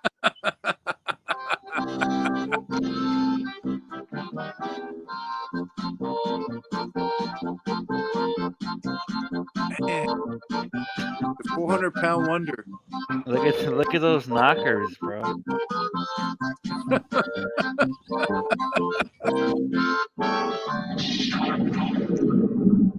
Joker's wild card. Oh, James, anything you want. Is this live? Is this live, James? This is live. Yeah. Buddha Anili is in the middle of the ring, and Joker's wild Middle card of the ring. means any subject. Well, you're What talking does Joker's about wild marijuana. card That's- actually mean? That's a subject. I actually think we should talk about Stout Sunday. Yeah. You Let's mean talk the about fact Stout that Sunday. a certain Tomorrow, the right? fact that a certain someone is on a liquid diet when he wakes up early in the Liquid morning? diet? Ew. Are you talking about Ron Terrio? No, not Ron Terry. What did he say, Jason? So the other day, it might have been 2 weeks ago, So these guys, Stout Sunday starts at 7:30 a.m. my time, 10:30 a.m. Is it that early your time? What you're I'm on the West Western? Coast, so it's 7:30 in the morning or Yeah, 10:30. yeah. 10:30 Right. in the morning for It's you, right? So 10:30 we're here, which is not that's early. 10:30 is early. Yeah. 7 But is really 7:30 would be like that's just nuts. 7:30 isn't Nuts. insane, right? Yeah. So they are reviewing stouts at 7:30 in the morning my time. Now, one of the guys is in Central Time Zone, so it's 9:30 in the morning his Yeah, time. he's in Kansas. He's in Kansas. Ah. Oh, And- the Whiskey Scout. Correct. Yeah. Oh yeah. And he said that he woke up in the morning and before Stout Sunday enjoyed 120 proof, which is 60%, barrel aged, single barrel bourbon whiskey Oh man.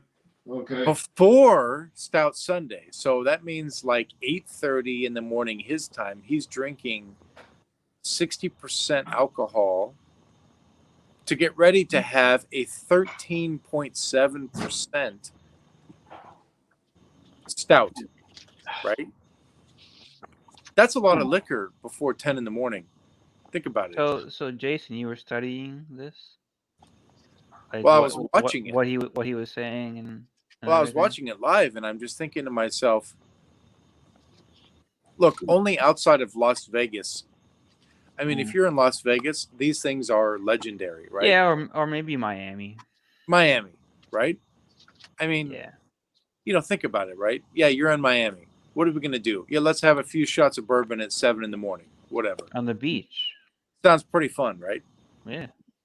But if you're in Kansas in your home, I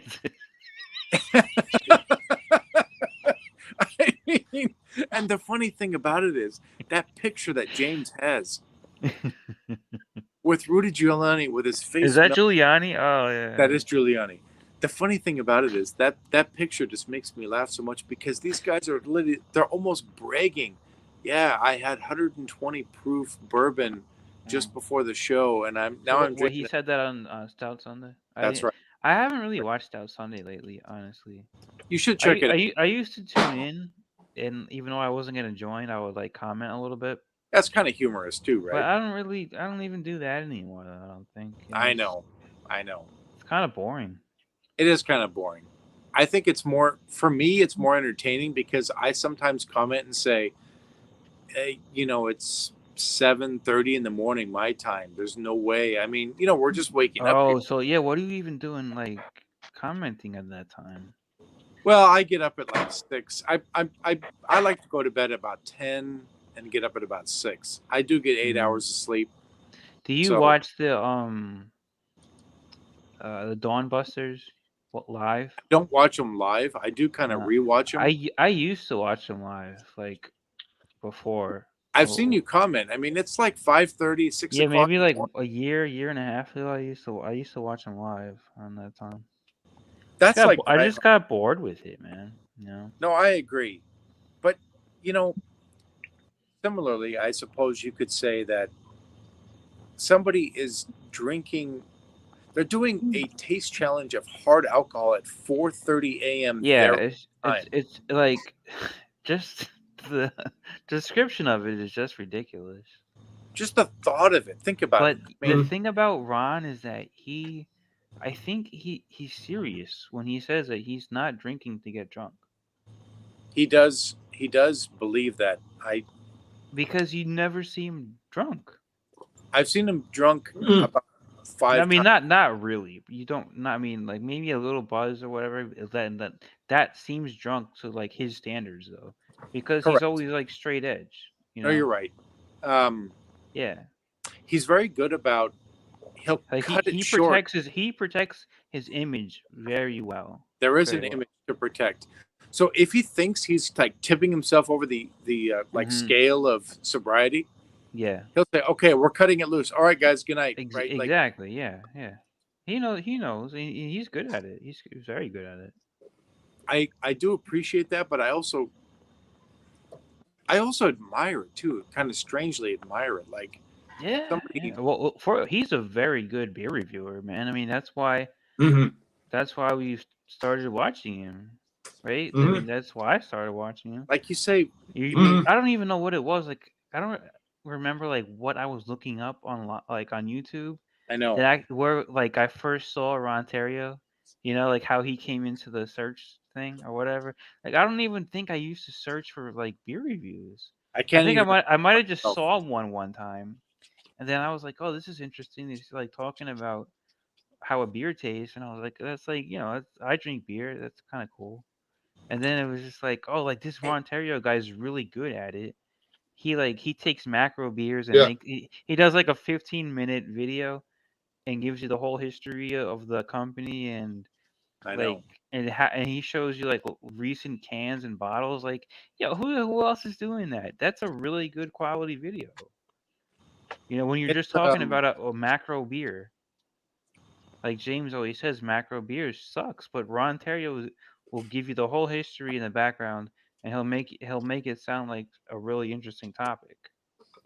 I agree with you. I mean, I would almost hesitate to say like legendary would be, because he's put out like seriously 4 to 5 videos per day for the last 15 years or something, right? Is it 4 to 5 a day? Is that what it's up to? Correct. Wow. Now, like when you count the lives, the taste challenges, the like produced videos that go on, Busters, does that count? Well, he does 3 taste challenge, and then he does a show with his friend David Garlipede. But that's a pre-recorded show, right? Like pre-recorded, right? Oh, that's pre-recorded. Okay. But I would hesitate to say that he's doing at minimum, let's say minimum 3 per day, minimum, which is 1,000 a year, minimum. Let's just kind of easy math, 1,000 a year. He's been doing this for like since over 10 years. What is it, like 12 years now? 12 years? I think he has like close to 14,000 videos. I mean, seriously, you look at the video count, it's insane.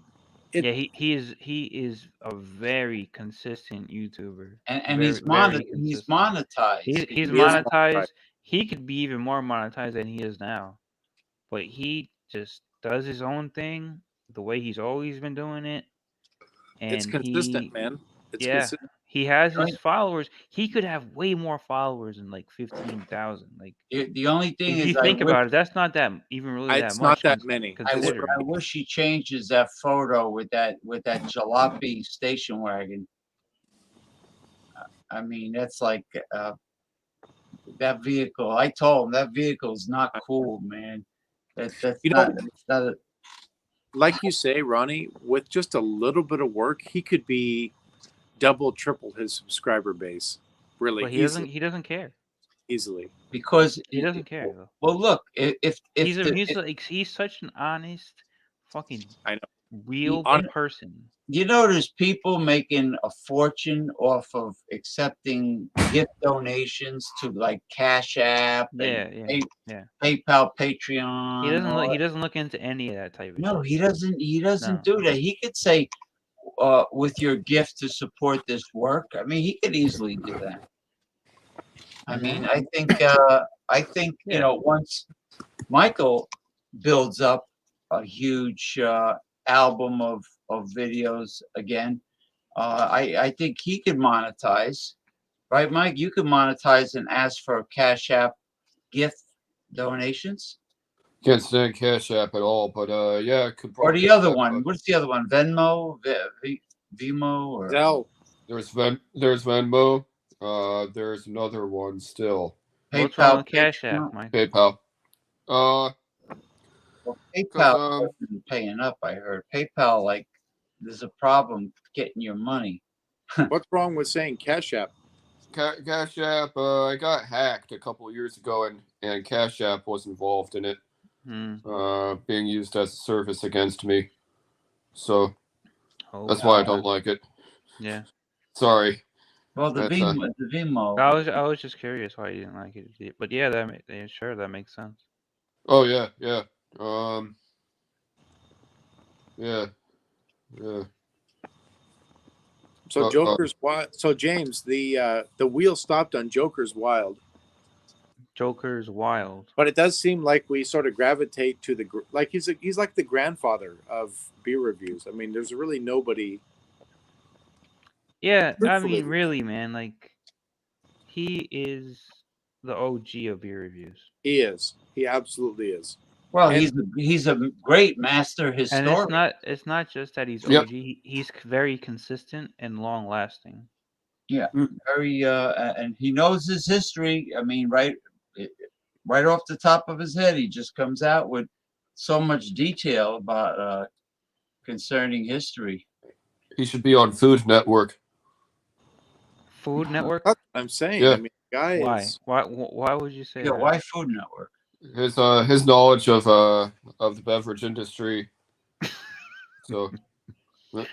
But his knowledge of actual like history is even more vast and more like even more than what his knowledge of the beer.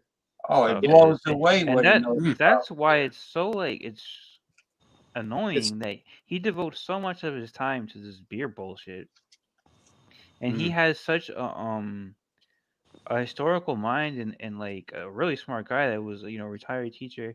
He can be making videos about history and politics and stuff like that, and he does like once a month or something, something insignificant like that. I mean, incorporating history into his political his beer live stuff streams is second to none. I mean, nobody else. Mm-hmm. I mean, it's almost. I mean, you can't say the guy is ever wrong. He's never wrong. He's never wrong. Nobody can prove him wrong. Never wrong. Not what he says about history. What his political views, kind of goes with the southern. But his historical facts are always right. Yeah. Oh no, his historical facts are right on the Well money. informed. Yeah. I mean, I would hesitate to say it's almost scary the amount of stuff that he has. It's like that old phrase, right? He's forgotten more than I'll ever know, right? Yeah. I But he mean, spends so much time on beer.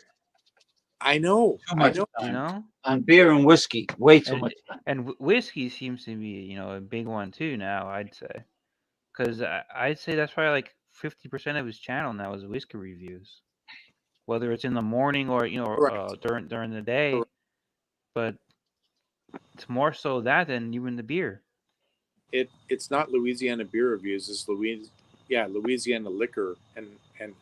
Well, no, I wouldn't say that. He still reviews beer. He does. No, he changes that title. Yeah, when he goes live, he changes it something like Louisiana this, Louisiana that. Anyway, who cares? Anyway, spin the wheel. Yeah. Yeah. I was waiting for somebody to say that. We got a Nilly, man. Buddha, Nilly. Buddha and Nilly. Anile is now now monetized. He has over 1,000 subscribers. I never knew if it was Anile or Anile. He has over 1,000 subscribers.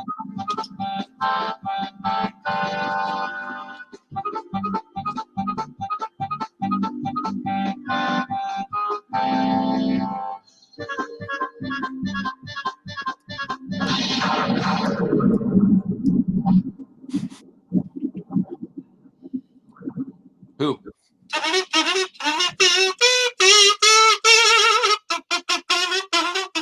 Anyway, who? Shady car salesman. Yeah, I don't know who's worse.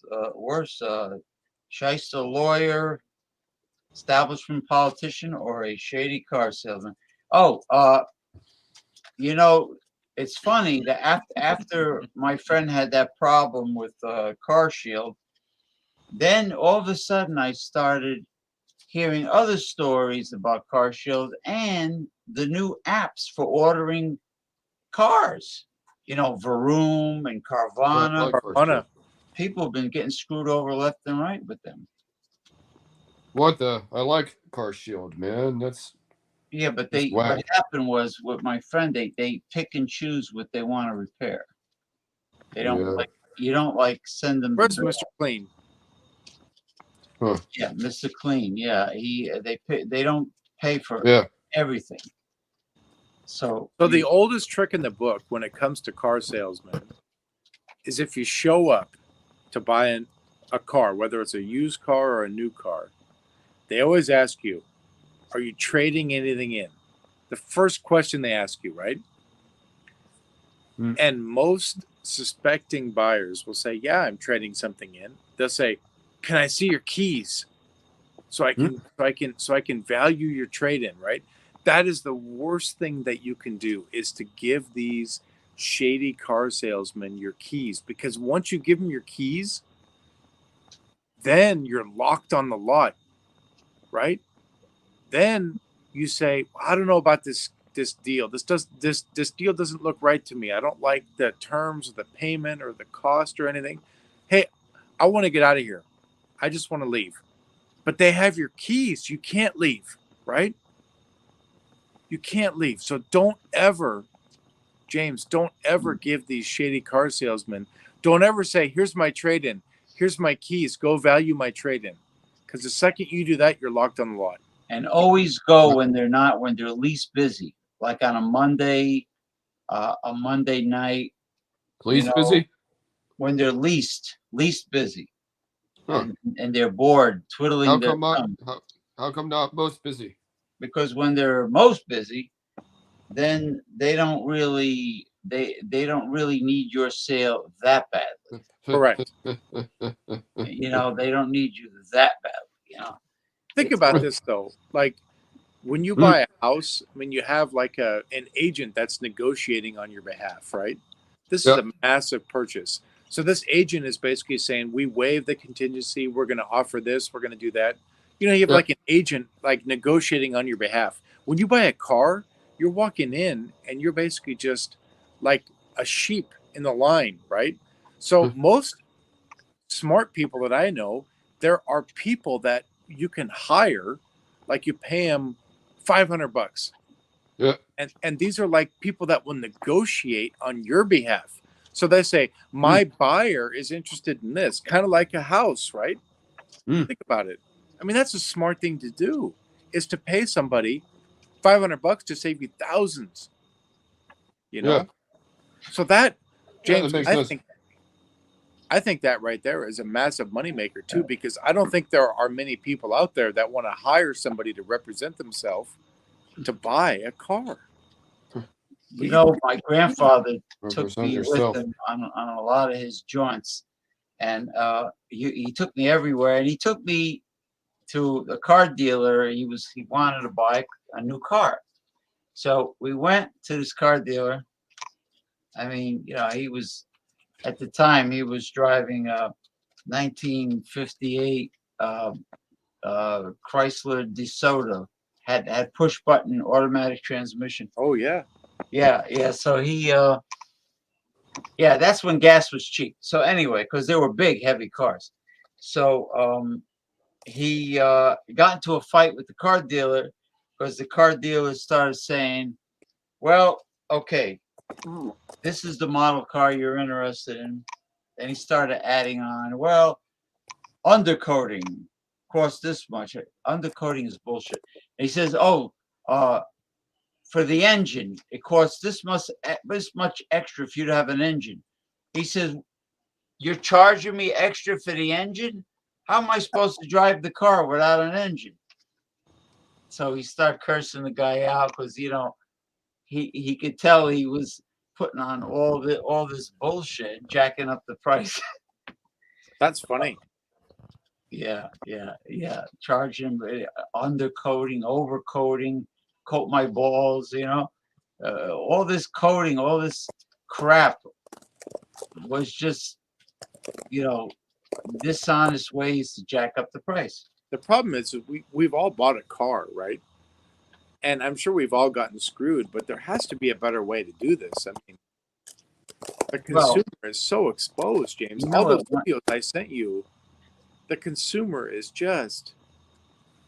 Well, when I was really little, way before he took me to my first car deal that I've ever been to. And way back in the day, you were allowed to drive to the assembly plant. There was a big Ford assembly plant in Mahwah, New Jersey, up in the Ramapo Mountains.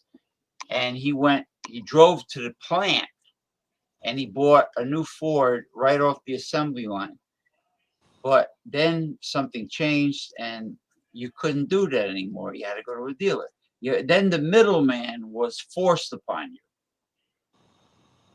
Who are you And the talking about, James? Your middleman, dad? as we know, is really not necessary. James, The you're talking about dealer- you talking about your dad? No, my grandfather. Or your grandfather? Yeah, he went right to the Ford assembly plant and bought the model he wanted with whatever he wanted. What year do you think that was? Oh, The gee, it the was in the 20s? it was in the 60s. The 60s? Your grandfather? I'm trying to think. Well, I was in grammar school. I was in grammar school. So I maybe don't remember maybe what. the 50s. The 50s. No, I wasn't. I'm not that old. It was in let's see, high school. I left high school in 1976. Yeah, it was sometime in the 60s. Okay. Yeah, because I remember. Around the time of like the Cuban Missile Crisis and shit. Well, no, I was really young then. I might have been 5 years old. I remember my grandmother crying her eyes out, and I says, "Grandma, what's wrong? Why are you crying?" She says, "They killed President Kennedy. Right. He was shot." Well, that was around the same time. That was it 1962, 63. That was 63, 63. The missile crisis was 61. So 63, yeah, right? it's the same time. Yeah, you're right. About the same time. That was when they used to deliver. There was two companies, Brookdale and Whoopi. They used to deliver beer and any kind of soda you could think of in these real thick glass bottles that you would return them for. You would get money back for returning the bottle when you're done. They were like really heavy. You can kill somebody with this bottle. And you could hear the truck coming down the street where all the bottles hitting each other, clanging away. And the beer was a company from Pennsylvania called Bergheim. I remember on the label had waterfalls, and it was pretty good beer. And he used to get the Bergheim beers bottles. They used to ask him how many you want. He would say, a couple cases. And then he would say, okay, let's see, I want 3 cream sodas, 3 celery sodas, some root beer, some birch beer, some this, some whatever, orange soda. A little bit of this, a little bit of that. A little bit of this, a little bit of that. And they would come and deliver like the whole thing and on the truck. Yeah. So, and then I remember, well, my father, I only remember before I was 5 years old, vaguely, very vaguely, when they got divorced, and that was it. I didn't see him. He said to my mother, "Why does James have, I had like platinum blonde hair when I was a little kid. Why does James have blonde hair and blue eyes, and we have dark brown hair and dark brown eyes?" He says, "Did you fool around with the milkman? Did you have an affair with the milkman or something?" Did the milkman have blonde hair? I don't remember the milkman. You never I know saw they him? used to deliver milk. Well, if you never saw him, I guess I don't know. I mean, he could have been right. I mean, you know how the housewives, maybe they get lonely and these delivery men flirt with them. Man, Anything's possible. sure, right? Anything is possible. Anything is possible. But I get certain scenarios come back to me, memory. Yeah. Certain things. But anyway, So, listen. Um, um, So I EDP, wanted to give you a baseball update. yeah, The Mets are up 7-2 really. tonight. Yeah. So I think it's the top of the eighth. Looks like they're gonna win. So they get another game tomorrow. But these are do or die games. Do or die. Yeah, they gotta win. So it looks Gotta like win. they're gonna win tonight, which that's good. But they gotta win tomorrow too. Well, they could be on a roll. They could be on a roll. I mean, the Mets logo is the original New York Giants The logo. Giants, yeah. That's the Giants. From like the Giants but they're a very old team. They the go back Giants, they go back to the 1880s in 1880. Yeah, I mean, Manhattan. very old baseball team. In Manhattan, they're from New York. Yeah, they played at what is it, the Polo Grounds or Ebbets Yeah, Field? the Polo Grounds. Yeah, Polo the original Polo Grounds. Well, There was actually 3 Polo Grounds. The front of the original Polo Grounds is still there, like the stone, like the entrance where it says Polo Grounds. That's not the original. That's actually the 3rd version of the Polo Grounds. Really? Yeah, that's the most famous version of that's when the Giants were playing there for a long time. The Yankees before they built the first Yankee Stadium played. They played in Manhattan. They played at the Polo Grounds. Maybe the Polo Grounds, yeah. Yeah, they did. The Yankees used to play at the Polo Grounds. Yep, that's true. Right. Ebbets Field, of course, was in Brooklyn. Right. The Polar Bears. The Polar Bears. Brooklyn Dodgers was originally called the Brooklyn Bridegrooms. No, they were called the Brooklyn. That's true. Trolley. No. First they were Trolley Dodgers. First they were the Brooklyn Bridegrooms. Then they became the Brooklyn Trolley Dodgers. Yeah, you're right. They were trolleys back then. Then they dropped the trolley name and became just the Brooklyn Dodgers. But so the reason the name is the Dodgers is because people used to dodge out of the way of the trolleys. Of the trolleys that were going in the city. So they would dodge so they don't get hit. That was before before maybe the subway system. Yeah. The trolleys. The same trolleys that's in Michael lives. Trolleys. San Francisco. You have trolleys in San Francisco. See, so there used to be trolleys in Brooklyn like a long time ago, but they took them out. Man, everything was better back then. I see in Garfield, New Jersey, in some of the old side streets, I see tracks. I see tracks in the middle of the street, and I bet they had those were for trolleys. They had them in New Jersey. Absolutely. Yeah. Yeah. Did you ever know that was the reason that they were called the Dodgers? I did. Mike? No, I did for a while, Yeah, the Mets logo is the same as what the New York Giants. The same as the New York what Giants. The New York Giants had way back to the late 1800s. Back then the New York had 4 teams, right? The Dodgers. No. Yankees, the Giants, and Dodgers. No, it wasn't 4. It was 3. No, it was 3 teams. 3 teams. And then 2 of the teams left, and then the Mets came in, so that makes it's 2 now. Well, that's true. Yes. Yeah. All the words to the song "Meet the Mets." Meet the Mets. They have to have the best song. Actually, they do have a good song. Out of the whole Major League Baseball, their song is rated number 1. All right. The Meet the Mets song. Let me see if I can find it. Did you know that, Jason? Bernie Madoff, right? Bernie Madoff was a big Mets fan.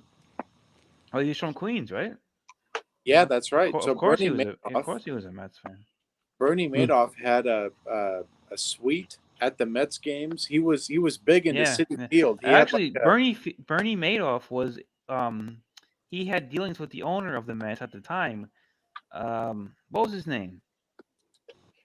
But that's why the team had to declare bankruptcy because the owner of the Mets was in cahoots with Madoff. Did you know That's that, James? correct. James, That's did you correct. know that? Back in 2008, 2007, the owner of the Mets was in bed with Bernie Madoff. Correct. Bernie Madoff is gay. You know Bernie Madoff, right? Yeah, Bernard Madoff.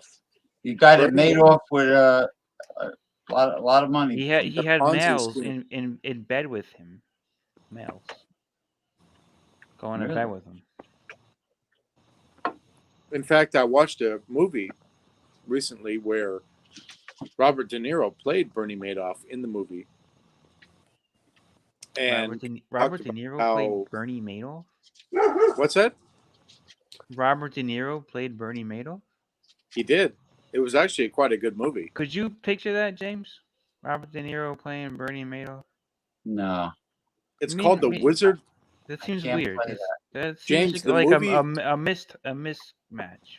The movie is called The Wizard of Lies. Can you Look it up? Can you The- can you Yeah, put you- it on the big screen here, James? Yeah, He James. got life in prison. Look it up. The Wizard of Lies. That's No, the movie. I got the lyrics. I'm going to sing the Mets song. All ready? Yeah. Let's do that. Meet the Mets. Put Meet the video Mets. on. Put Step the video. right up and greet the Mets. Bring your kiddies, bring your wife. Guaranteed to have the time of your life because the Mets are really socking the ball, knocking those home runs over the wall. East side, west side, everybody's coming down to meet the METS Mets of New York Town. And then there's more. I The thing didn't is, know. James, is that you said like bring your wife. Like you Bring can't your say that- wife. You can't say wife anymore? no because that's not gender neutral. So what would, Alright, what would you what would you bring say? your Dangerously Bring your masculine. kiddies, Bring your your guardian. It's not inclusive, James. To say bring your wife is not inclusive. Well, Because what if they're trans, well, non-binary? well, tell them to take it up with the man upstairs. I mean, if you're born with either A genitalia A or B, you know, it's like You gotta pick one or the other. other, right? I didn't know there was so many. I must say today we were at a grocery store, and inside the grocery store is a Starbucks. So and my daughter. Jason, did you like the song? That was a great song. The Mets Meet song? the Mets. Yeah. the greatest- more lyrics, actually, but James didn't give it justice because he should have showed the video. It's a No, it's but a the great thing is, it's a with great James- video. It was With just James's lyrics. accent, though, James's accent trumps it all. was, it was good. It Meet was good. the Mets. Da, da, da, da, But the da. real one is Meet even the better. Mets. Jason, Meet the you'll Mets. be a Mets fan right away. Bring if your you see that kiddies, video. bring your tranny. No, see, Actually, it was speaking of- a wholesome. Yeah, it was like the first season, which was like 1963. So, think about 1963 and what they were presenting. Yeah, to Casey everybody. Stengel was the first manager. Casey Stengel, yeah. Old man from the Yankees. Old man Former Casey Yankee, Stengel. former Dodger. You know that Nolan Ryan pitched for the Mets. He was a relief pitcher. Yeah, in the 60s, right? And the Mets said, you're no good. You're terrible. Oh, jeez. They traded him to the California Angels, right? What was it called? The team at the time, the California Angels of Anaheim. Los Angeles. No, it was Los Angeles Angels. The Los Angeles Angels of Anaheim, California. And then he went to Houston Astros, I think, after that. And then the Texas Rangers. But what's interesting is he was terrible. He had no command. Nolan Ryan, this award-winning pitcher, had no command. The Mets said, we have no place for him. We're going to trade you. They traded him to the Angels, and then he finally had a pitching coach that kind of honed his skills as a pitcher, and then Nolan Ryan's career took off through, 2 no-hitters the first year of his career, and Yeah, he had that strikeouts. he had that blazing fastball. Now, Sandy Koufax of the Dodgers, when the early days of the Dodgers, I heard well, he was the early days of the California franchise. 'Cause California franchise. Koufax was, he was there. Los Angeles, starting in the late 50s, right? So after But Nolan after Ryan, after they'd moved out of New York. After they moved. Nolan Ryan actually set the record for the most strikeouts in a year. I think like 318 strikeouts in one season, which is insane. Insane. You know, Babe Ruth tried in the 1920s to integrate the Negro League into Major League Baseball and get some of the players over. They won't go for it, because I know Josh Gibson was like the Babe Ruth of the Negro League. He had so many home runs and far and long ones too. Then there was Satchel Paige, who was a pitcher that used Satchel to Paige, yes. used to strike people out left and right. You know, Bob Gibson, Satchel Paige, Joe Morgan. And there was Cool Papa Bell. But yeah, Josh Gibson and Page were the two. Like, Roy Campanella. Well, Roy Campanella was a catcher for the Brooklyn Dodgers. And then there was a whole bunch of people, you know. You ever hear of Christy Masterson? Something like Christy that? Mathewson was Mathewson, yeah. one of the greatest pitchers who ever lived. He was He was turn of the century. He was turn of the century. Christy Mathewson is that what it is? Mathewson, Christy Mathewson. He was of the New York. He was Giants. the first star of the Giants. He was a star pitcher. But he has one of the best pitching records of all time. And you know what's terrible here? He went to World War I. He volunteered to go leave his baseball career and go into World War I. That was a mistake. When he was in France, they were doing a training with everybody, and he caught chemicals like poisoning while he was training. It wasn't even while he was like fighting or anything, and he ended up catching like some kind of cancer from that. That's terrible. Yeah. Yeah, they should have not let the star players go to war. I think the president at that time did not want to allow the baseball players to go. You know, Ted Williams could have had a higher batting average when he retired if he didn't go to World War II. Yes. Boston Red Sox, Ted Williams. You know, but the second state of affairs here, James, is my propane cylinder is running out of steam here. You mean where this show is tapping out your propane tank? My fire, I think it was about. I knew I had about 3 hours left. I mean, you know, this is not the start of the cylinder, but we're sort of running on empty here. Yeah, it looks nice, Jason. You know what? That's a nice view you got there, though, man. I know, man. I'm very privileged here. We have a nice view for the viewers here too. You got your very Halloweenish. Yeah. And you say it's not too cold, right? No, it's not too cold. This is the dog. His name's Murray. Hi, Murray. Hey Murray, you got that. Buddy. They all got the sad sack look on their face. He's a good boy. Hey, buddy. Boy. He's my good boy. Yeah, he's my good boy. We got him when he was 8 weeks old. We got him when you were. Now he's over 5. Are you 5? Huh? Oh, he's quite mellow. Are you a good boy? You a good boy? Yeah, you're my good boy. You're my good boy. Yeah, we have a good dog here. We're in the Pacific Northwest. See this? Let's see here. Maybe I could take you on a tour of what's going on. Please. Yeah, you have any UFOs? Yeah, you have any UFO sightings up there? Please, have not been there in like 5 years. So the moon is actually quite breathtaking tonight. Let me see if I can. We actually just set up some Christmas Halloween decorations here. Let's see if we can't. If the connection breaks, it breaks. But we'll see how good the Wi-Fi is. Oh, the goddess of the night, La Bella Luna. We'll take you on a tour here of the Snohomish, Washington neighborhood. Yeah, watch out for the Sasquatches and the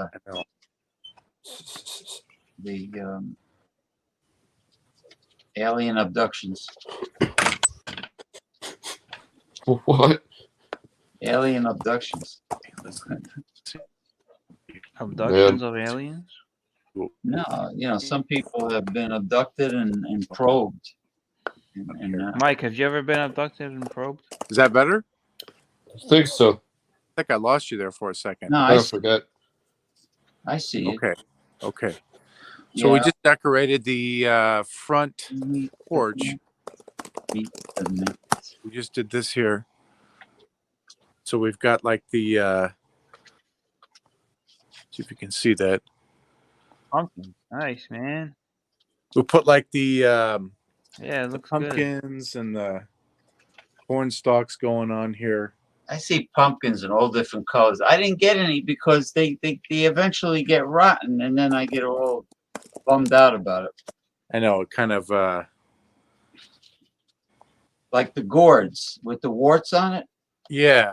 I Let's see here. I Here, got them for a see that year, here? and then all of a sudden they get rotten on me.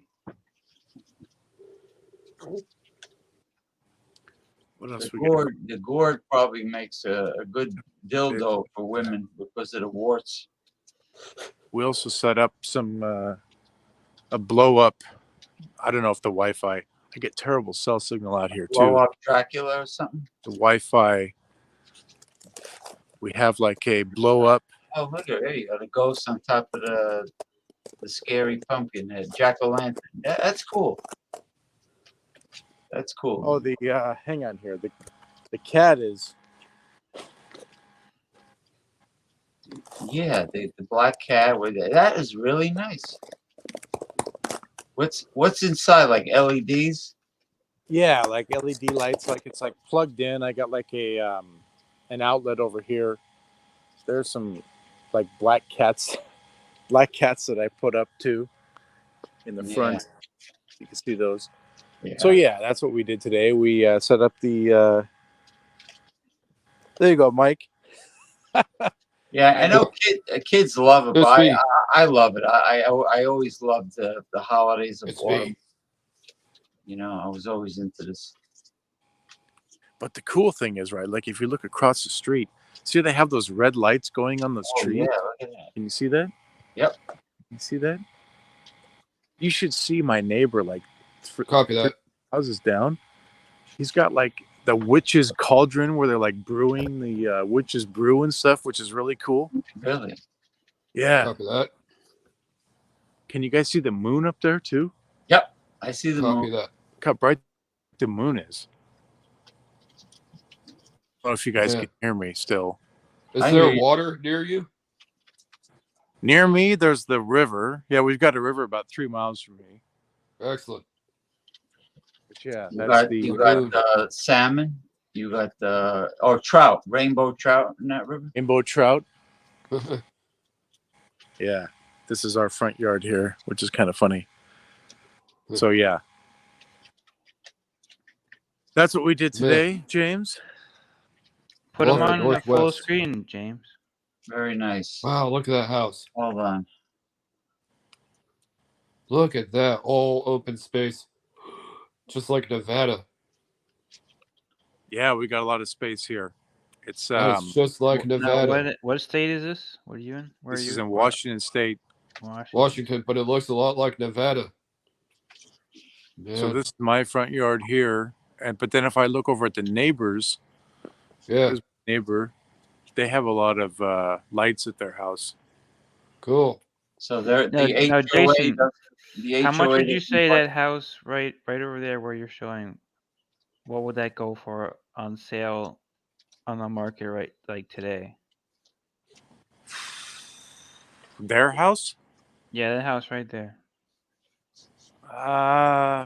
The market's down though. I don't know. Just like I guess, man. You know of how things are right now. Like probably 1.7 million. Maybe. Pretty penny. with the HOA that they got to deal with too. Yeah, Now, James. You want to see is that it in the HOA community? Yeah, we live in an HOA, or we do. We do. Yeah. Okay. Um, Well, that could be good, man. That's not necessarily bad. Well, I don't consider that that's necessarily another bad. talk show, Ronnie. That's another talk show. Oh yeah, James, They so- we should do that one, James. We James, should do that you one. see how my Yeah. He did it. You see how that lawn is? Hang on here. Let me see here if I can get this for you. See that lawn that I Yeah. do this right here? Yep. See that? See how perfect it has to be? That is all Yeah, HOA. that's how HOAs are big in Florida, man. I know about HOAs. The lawn has to be Yeah, manicured and weed lawn- whacked. every house has to look exactly the same. My lawn has to be, and you go up over But here, the thing is that it's nice James. because every house has nice palm trees, right? That is true. That is true. And if you have to maintain every single house has nice palm trees, then the whole neighborhood is going to have nice palm trees. Oh yeah, the landscaping is done professionally. The landscaping is subpar. I mean, or I don't know how do I say, like, is it pro par? How do you say it, Jason? Well, no, I do all my stuff myself. So, like, But I'm saying landscaping at a condo. Would you say it's subpar or pro par? I think it's pro par. Pro par? Actually, can Because you see? subpar is Look at this. actually not good. You see that snail, James? James, you like to eat snails, a don't land you? snail. See that It's a snail, land- James? Yeah, it's a Yeah. land snail. Yeah, See that? Yeah, they come out at night. they come out at night. They're harmless, though, right? Why don't they Yeah, come out Only during the day? come out late at night. The Trees come out at night Why don't they come out during the day, Jason? I don't know. because they're nocturnal. I don't know. They're nocturnal. You know, they Man, it's chilly they're out. not, they're not diurnal. If there were day creatures, they'll be diurnal. Man, I wish I could get signal down at my neighbor's house. He's got like the witch's cauldron thing going on. The whole See, we're yeah, this is like suburbia. That movie, The Burbs, right? yeah, we're crepuscular. We're both diurnal and nocturnal. Risky business. That's a good movie. There's the Halloween. I know, man. It's like ridiculous, Michael. As soon as you get to a certain age, you're like kind of yeah. So you can't. So if you live in an HOA in Florida, you can't go and plant like tropical fruit trees in your backyard, and you have to get permission for every little thing. For tropical fruit trees, you'd probably have to get permission for. But for smaller plants, no. Like you can have your own garden. Probably for a tree, you'd have to ask, though. Yeah, for a tree. Yeah. Well, I'm gonna call it a night. I'm gonna eat. That's my it? Last, All right. my last fried chicken I got waiting for me, and that was a hell of a show, James. That's 4 hours. Yeah. you're right. It is 4 hours. It's midnight. Didn't feel like It was didn't a feel like good 4 hours. show. It really was a good show. You see how fast time goes? I didn't even get through all the material. I had a few left, but you know, there's always some not worth going through, and there's always some that are good. You know, but I'm never lacking in material. James, one of these days we got to get the egg on the show again. Oh yeah, your barbecue smoker. Oh, you know what? We need the wheel. You haven't had the wheel on in a while. Oh, the wheel is the deal, right? Is that retired? John and Neely. No, it's here. Oh, see, James. Is it James, a my Neely? fire went out. So we fire just went out. So we Nearly, totally used up your propane. Oh my gosh. Fire is out. Sorry about that. Spin the wheel. All right.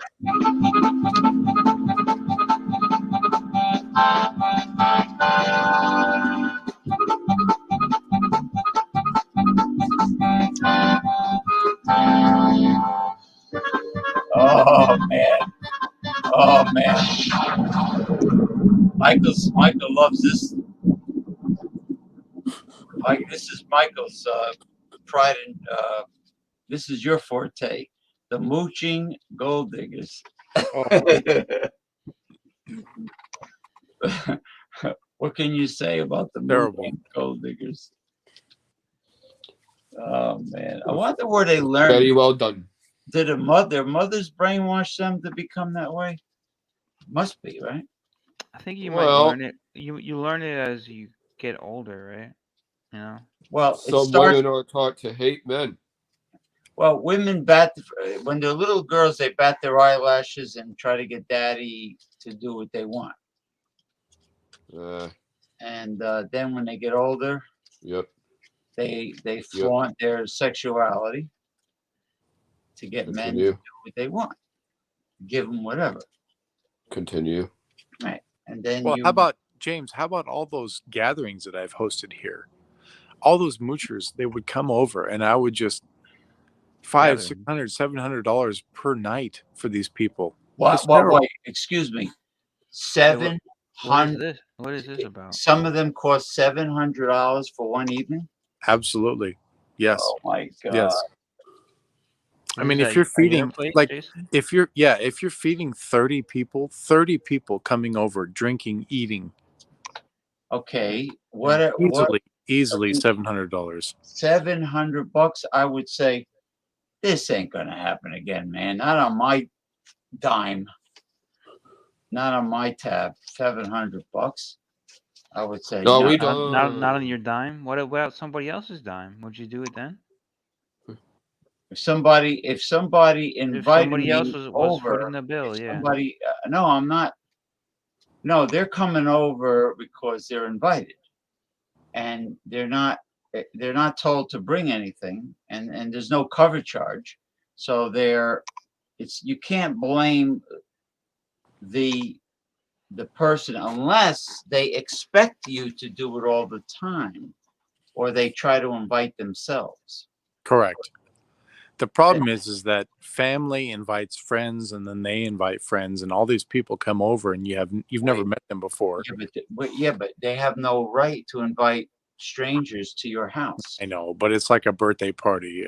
Happy birthday, you know. Oh, nice to meet you. Nice to meet you. Oh yeah, I've heard so many things about you. Yeah, I bet. And by the way, I brought over. So in other words, these are not just any old weekend day. These are events. Correct. But sometimes, James, other times it's, oh, Liz and Jason, they're home today. Let's just show up.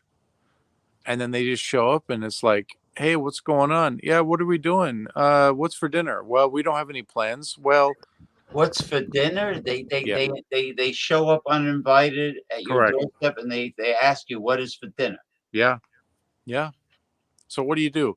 Then you go to Costco and you say, all right, I'm going to get like 4 packs of steaks and wine and beer. What do you do, James? It gets to the point. Jason, where you shouldn't have to worry about offending people if you smell something fishy, going on. And I know. And this is beyond ill-mannered. This is. I think people need to get offended if you sit anywhere near them, especially women. We need to get Mr. Mantia on the show. Mr. Mantia. Well, Mr. Mantia is emotionally not in good shape because his wife is in a coma. Oh, geez. For it's been over 1 or 2 days now. She's a diabetic, and her blood sugar went down to 8. And that's terrible, James. This is the first. She's not waking up. This is the first time that she's been in a long-term diabetic coma. So I would have sent him the link, but I don't. It would have been inappropriate to expect him to be part of a show when. Is she expected to come out of it? They don't know. They said. Wow. She could go. She could wake up, or she can just simply pass away. So what do they call that? Touch and go.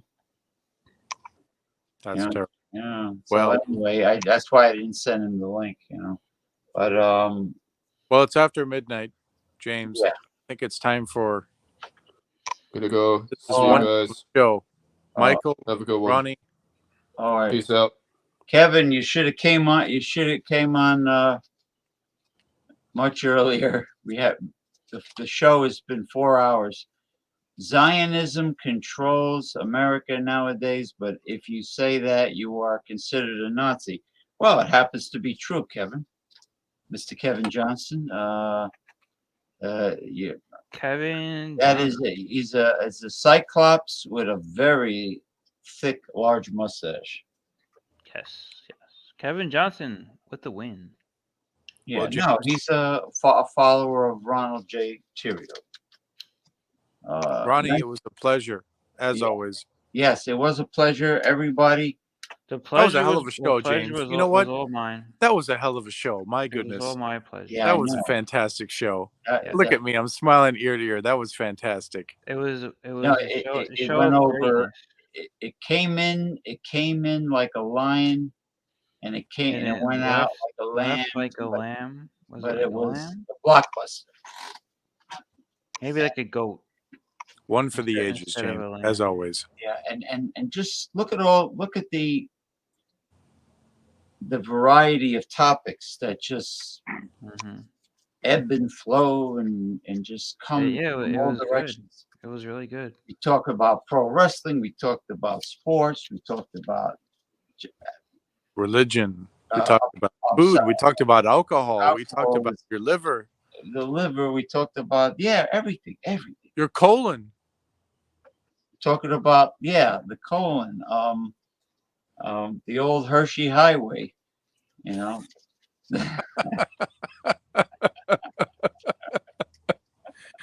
James, thank you so much. That was a pleasure. Ronnie, it was great to talk to you. Good night, everyone, and have a good Sunday tomorrow. But I'll see you guys. Yeah, we'll talk to you later. Okay. Here and there online. All right, Chief. Take All care. right, guys. Good night. Thank so you, much. everyone. Daryl Thank you, Ronnie. Matthias, Bart Robinson, Ronnie, Sid, King of Dots, the Duke of Earl, whoever, Masumi. The Duke of what? Masumi. No, that We'll was see good. you. We'll see yeah. you for Stout Sunday, right? Come on, James. Just show up for the comments. I don't. Well, I'll be like in La La Land. Even Kanye West is waking up. Kanye, I know. He put up with so much shit. That's the thing. Let's just honor Kanye. Could you be married to Kim Kardashian? I mean, talk about a nightmare. Yeah. Kim Kardashian. Well, I'm is, sure it's not totally a nightmare. Obviously, The most I mean, fake person. there's some perks to it, right? Well, you know, Right. there's a saying. There's her opinion. There's her side of the story and his side of the But story. I'm saying the from truth. his side of the story, there's some perks, right? Well, she has to get And whacked. then by her a lot. I guess eventually he just got tired of or the perks weren't enough, which is another story, right? I mean, come on. At some point, I mean, Yeah. I don't know.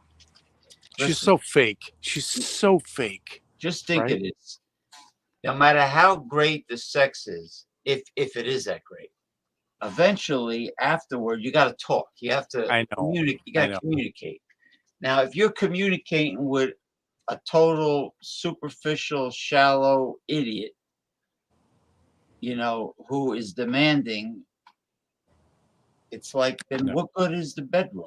What good is sleeping, jumping in bed with her if she's gonna like annoy you like for the rest of the day? That's true. You I mean, at gotta that be point- compatible, you know. Yeah. You gotta be Definitely. compatible, you know. It's like that show, Everybody Loves Raymond. I don't feel sorry for him because he's like an annoying, neurotic dork, and the wife, is jealous of everything. But the mother-in-law, The mother-in-law is intrusive. James, that's exactly, believe me. I'm sitting there trying to drive on the freeway and my mother-in-law wants to FaceTime. Oh, I miss you guys. I'm like, look, I'm trying to drive on the freeway. I got a plant. I got one of many plants. I got a plant, a succulent It's called a snake plant, aka mother-in-law's tongue. The leaf is shaped like a tongue, Jason, but it comes to a point. Send me a picture. This sounds so funny. It's a sharp tongue. Ronnie has just dropped. Yeah, he just. That is too funny. Yeah. All right, James. I'll say goodnight. Okay. I know you. We 10,000 years to say goodnight. Good night, James. This is fantastic. I had so much fun. Thank you so much. All right. I'll talk to you soon. All right. Good night.